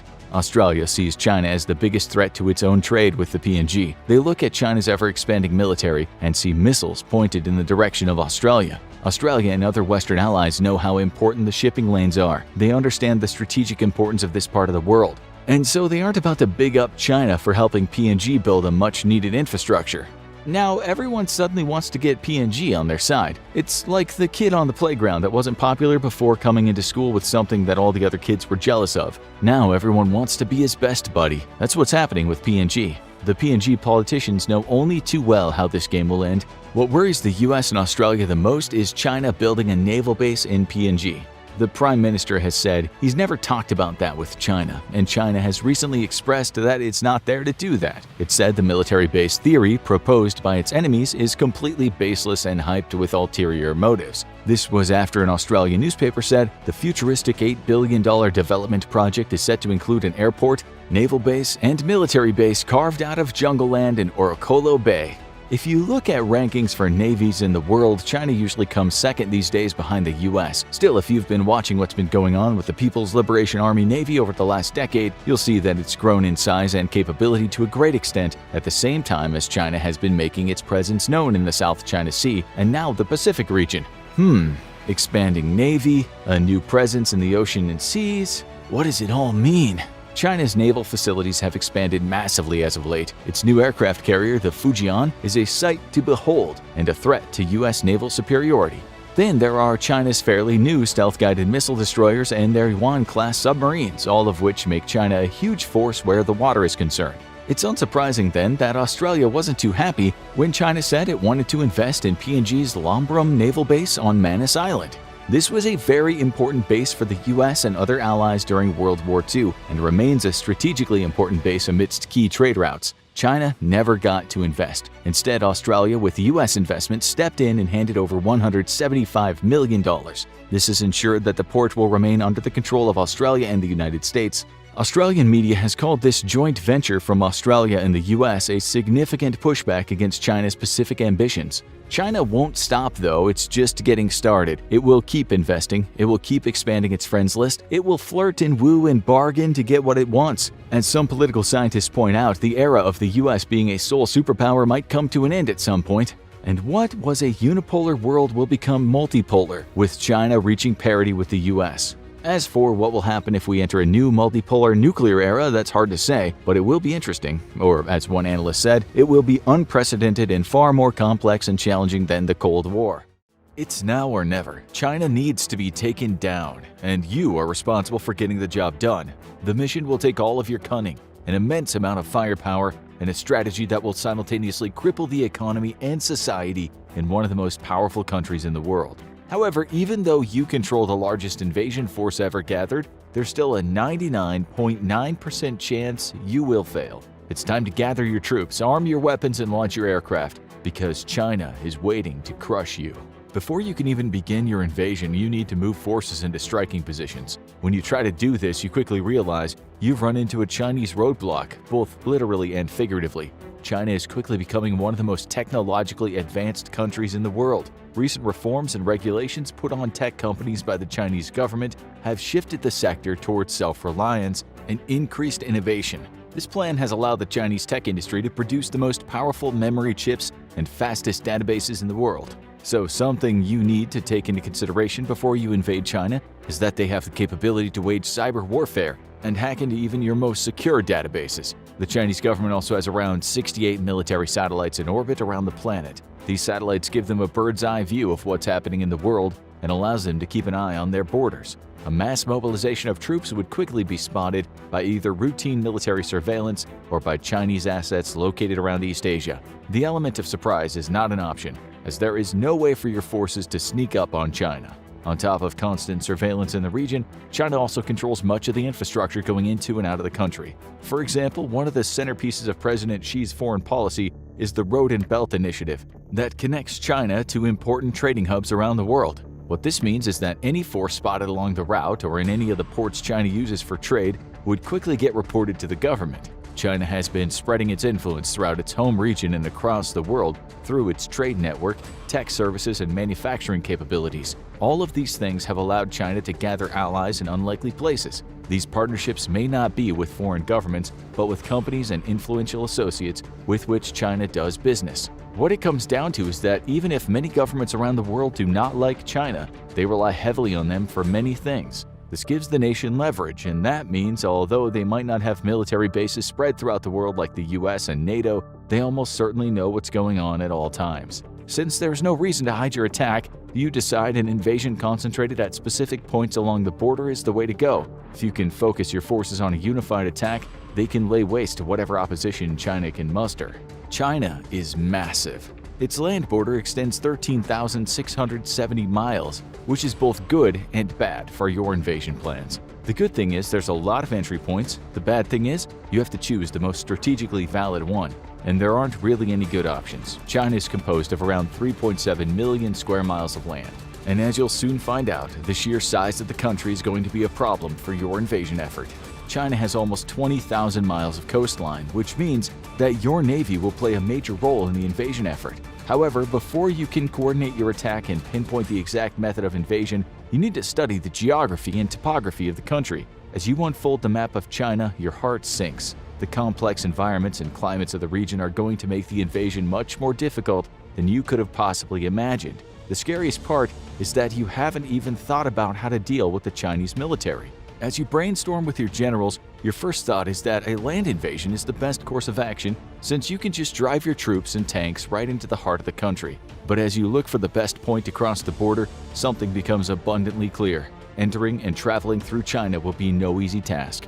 An invasion from the south made sense as it would allow you and your forces to reach Hong Kong and deal a mighty blow to the Chinese economic sector. From there, your army could continue up the coast, seizing major ports as you went.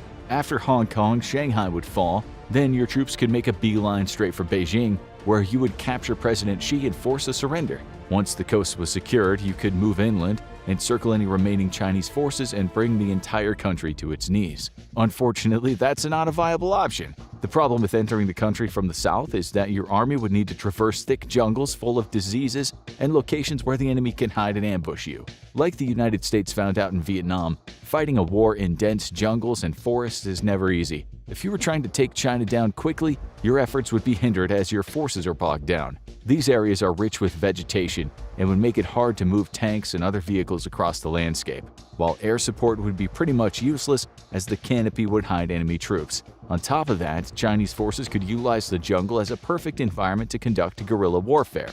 In this scenario, your men and ground forces slowly move through the dense vegetation. A commander gives the signal to stop. All is quiet except for the sounds of birds singing in the trees and the roar of a leopard somewhere in the distance. The commander is about to give the signal to move forward when a grenade lands at his feet. He looks down, eyes wide, and immediately jumps on top of the explosive device to save his men. The grenade detonates, sending body parts everywhere. Chinese soldiers fire from the trees and pop out of holes dug into the ground. A nightmare full of blood and carnage unfolds in the jungles of China as your soldiers are torn apart in the crossfire of several Chinese units. And while your forces are being killed by Chinese guerrilla soldiers in a plethora of disease, the bulk of the enemy army launches a counteroffensive that obliterates your invasion plans. Clearly, attacking from the south comes with great risks, so you scrap that plan and look for another entry point for the time being.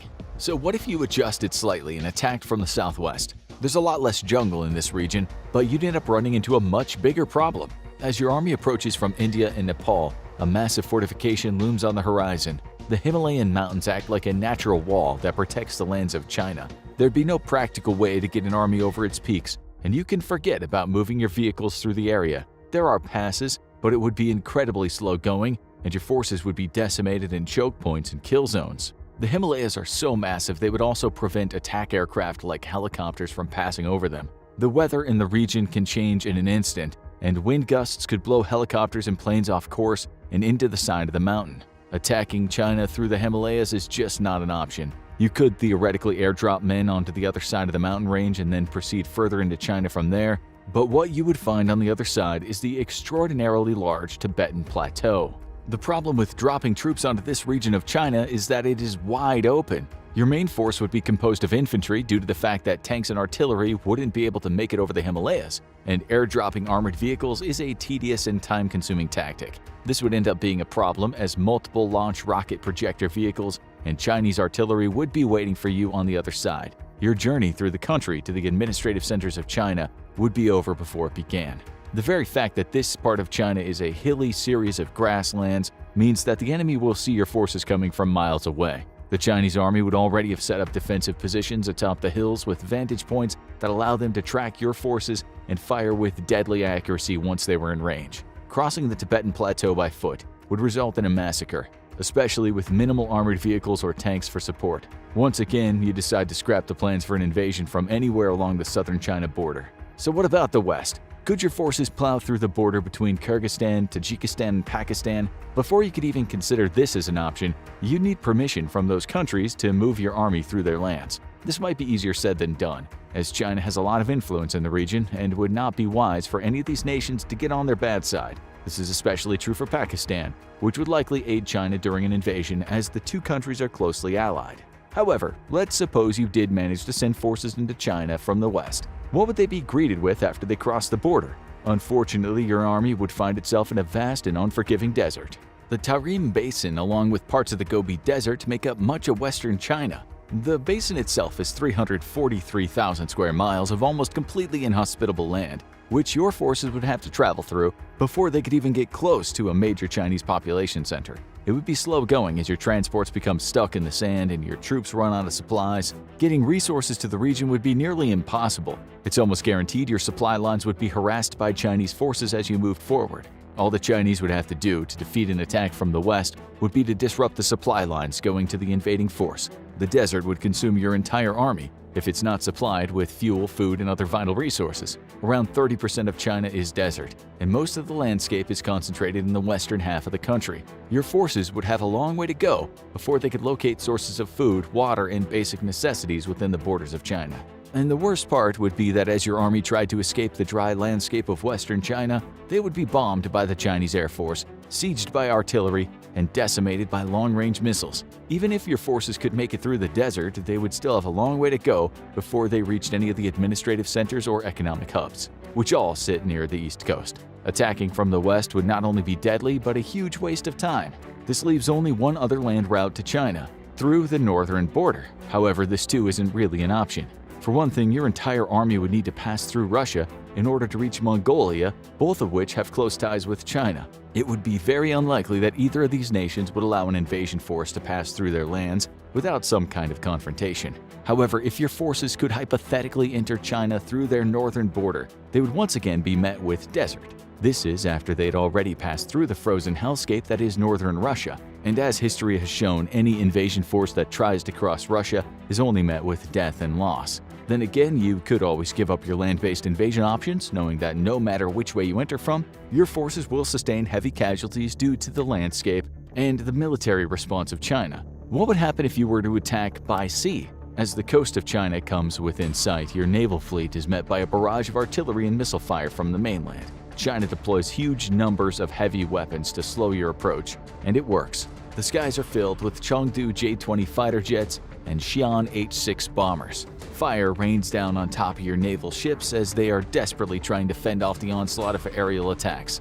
As your fleet launches countermeasures to stop the bombardment from the air and land, the Chinese Navy swoops in from behind. Dozens of destroyers fire their cannons at your ships. Subs launch torpedoes from beneath the Pacific's waves, and corvettes run circles around your damaged vessels, causing even more mayhem. An invasion of China by sea is not recommended, as you would be putting all your eggs in one basket. The transport ships carrying your tanks and vehicles sink to the bottom of the ocean from the damage they sustained. Your soldiers drown in the water that's turned red with their blood. Before the transports can even reach the shore, they're blown to smithereens by China's defenses. The main problem with launching an invasion along the coastline of China is that it would be slow, and for every moment your troops spend waiting to make landfall, more and more of your forces are annihilated by the Chinese countermeasures. When you look at all the data, there's really no good option to get your troops into China. You decide the only possible way your invasion stands a chance is if you attack from multiple sides at once. The most viable option would be to attack from the south and along the coast. However, this is still a lot of land and sea to cover.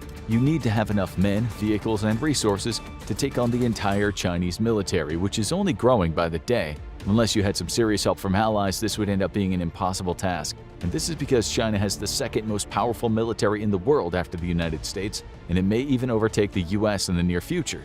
So, now that you've decided a plan of attack, what should you expect from the Chinese military when your troops cross the border?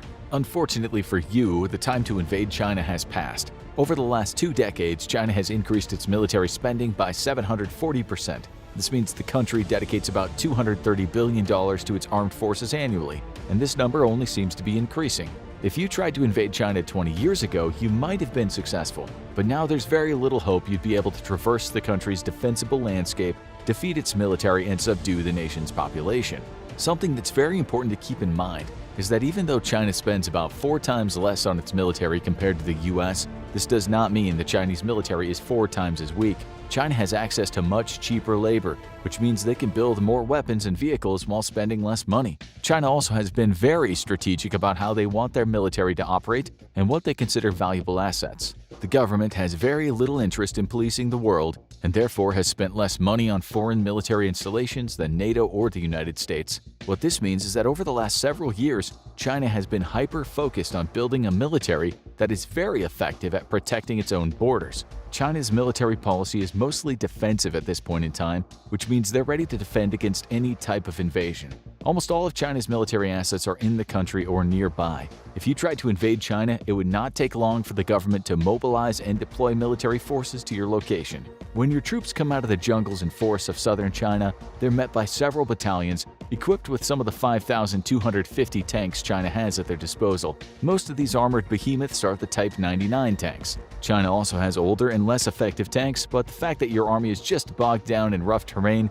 means the Type 99s are more than capable of decimating your initial strike teams. As your soldiers break through the tree line, the iron rain falls from the sky. China has 5,800 artillery cannons, both mobile and stationary, along with approximately 3,160 multiple launch rocket projector vehicles, such as the PHL-03. Your men try to find cover, but it seems no matter where they go, there's some form of Chinese firepower targeting them. You call in air support, but your bombers are blown out of the sky by a contingent of the 1,200 fighters and interceptors the Chinese Air Force has at their disposal. In return, a squadron of Z-10 attack helicopters briefly blocks the sun as they fire missile after missile into your dwindling ranks. When you first planned an invasion of China, you thought it'd be easy. You were told that their military consisted mostly of outdated weapons and rusted tanks. Unfortunately, this is no longer true.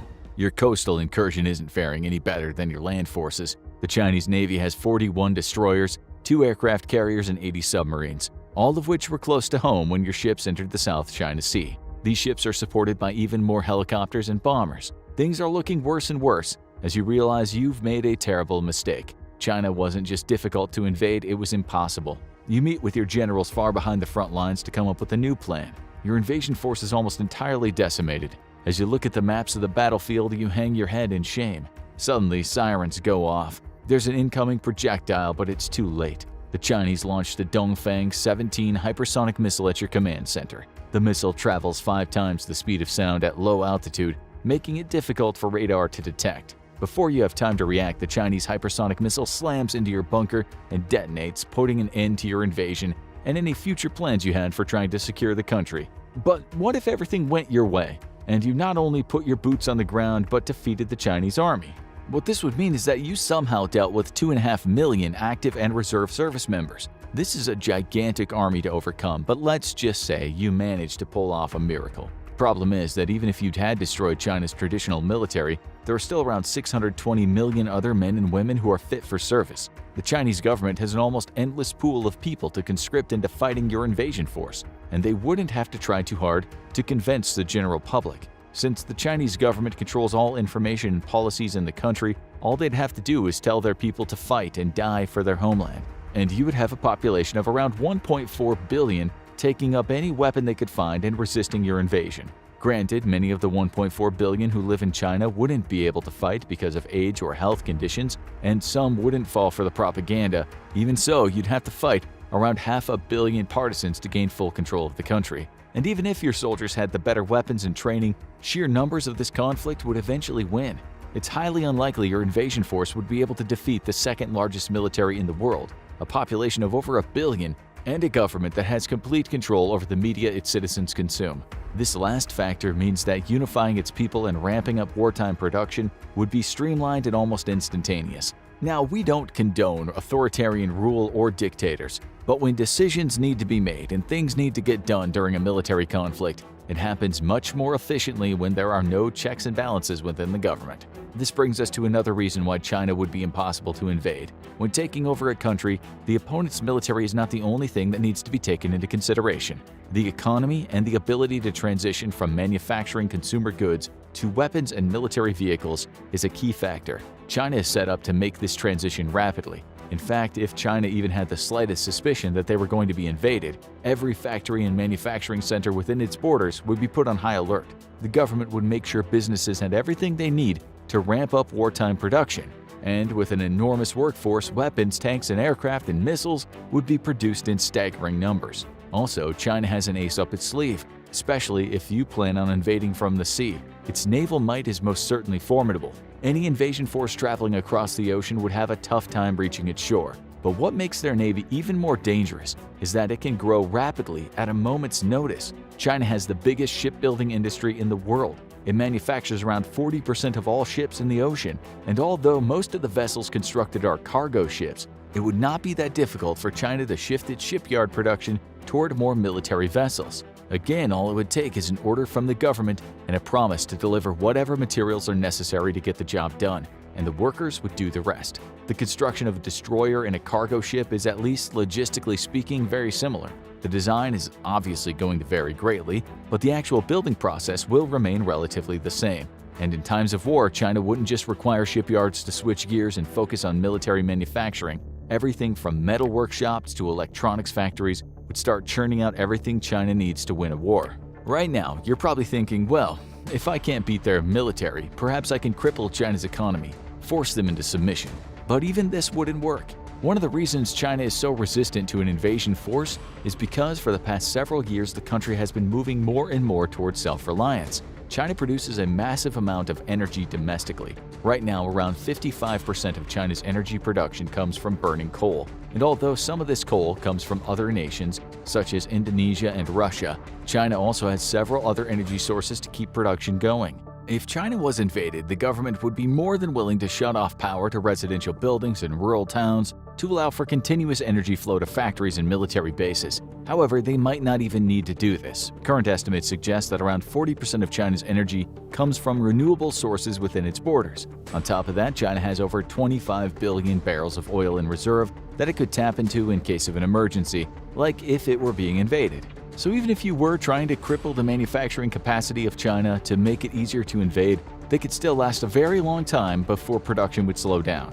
That being said, crippling the economy of China would be incredibly hard to do, even for the most powerful nations in the world. China has positioned itself to be invaluable to many other countries, including the United States. Goods from China are shipped worldwide, and there are more electronics being made within their borders than anywhere else on the planet. China's GDP was around $17.73 trillion in 2021, but also it consumes a lot of products from the rest of the world. What this means is that if you were trying to weaken China economically before invading, you would not make any friends. Your war with China would likely be over before it started, even as countries who did not necessarily agree with Chinese practices are still heavily reliant on goods and their economy. An invasion of China would almost certainly lead to a global economic collapse, which means unless you could get all of NATO and Russia on your side, they'd probably end up fighting against you to protect the global economy. To put this into perspective, China hosts 136 of the Fortune 500 companies, 351 of the largest companies in Fortune Global 2000, and more than 200 technology startups, each valued at over $1 billion. There's just no way around it. In the current global economy, China is a powerhouse, and if their economy were to collapse, which does not seem likely, it would throw the world into chaos. And even if you did somehow manage to blockade all of China's ports and keep goods from flowing into and out of the country, China has pretty much everything it needs to fight a sustained war within its borders. Its natural resources are vast, it has an enormous labor pool, and it can feed its population indefinitely. Almost all arable land in China is being used to grow crops. It's the world's #1 exporter of rice, and it also grows enormous quantities of wheat, corn, soybeans, potatoes, pork, and fish. The population would not go hungry, which means that the main focus of the average citizen would be to defeat the invaders who are trying to take over their homeland. At this point in time, China is impossible to invade. This hypothetical war you just waged on China to seize its land was a complete and utter failure, which is what would happen to anyone who has dreams of invading the country in real life. Even though China could repel an invasion all on its own, it wouldn't have to.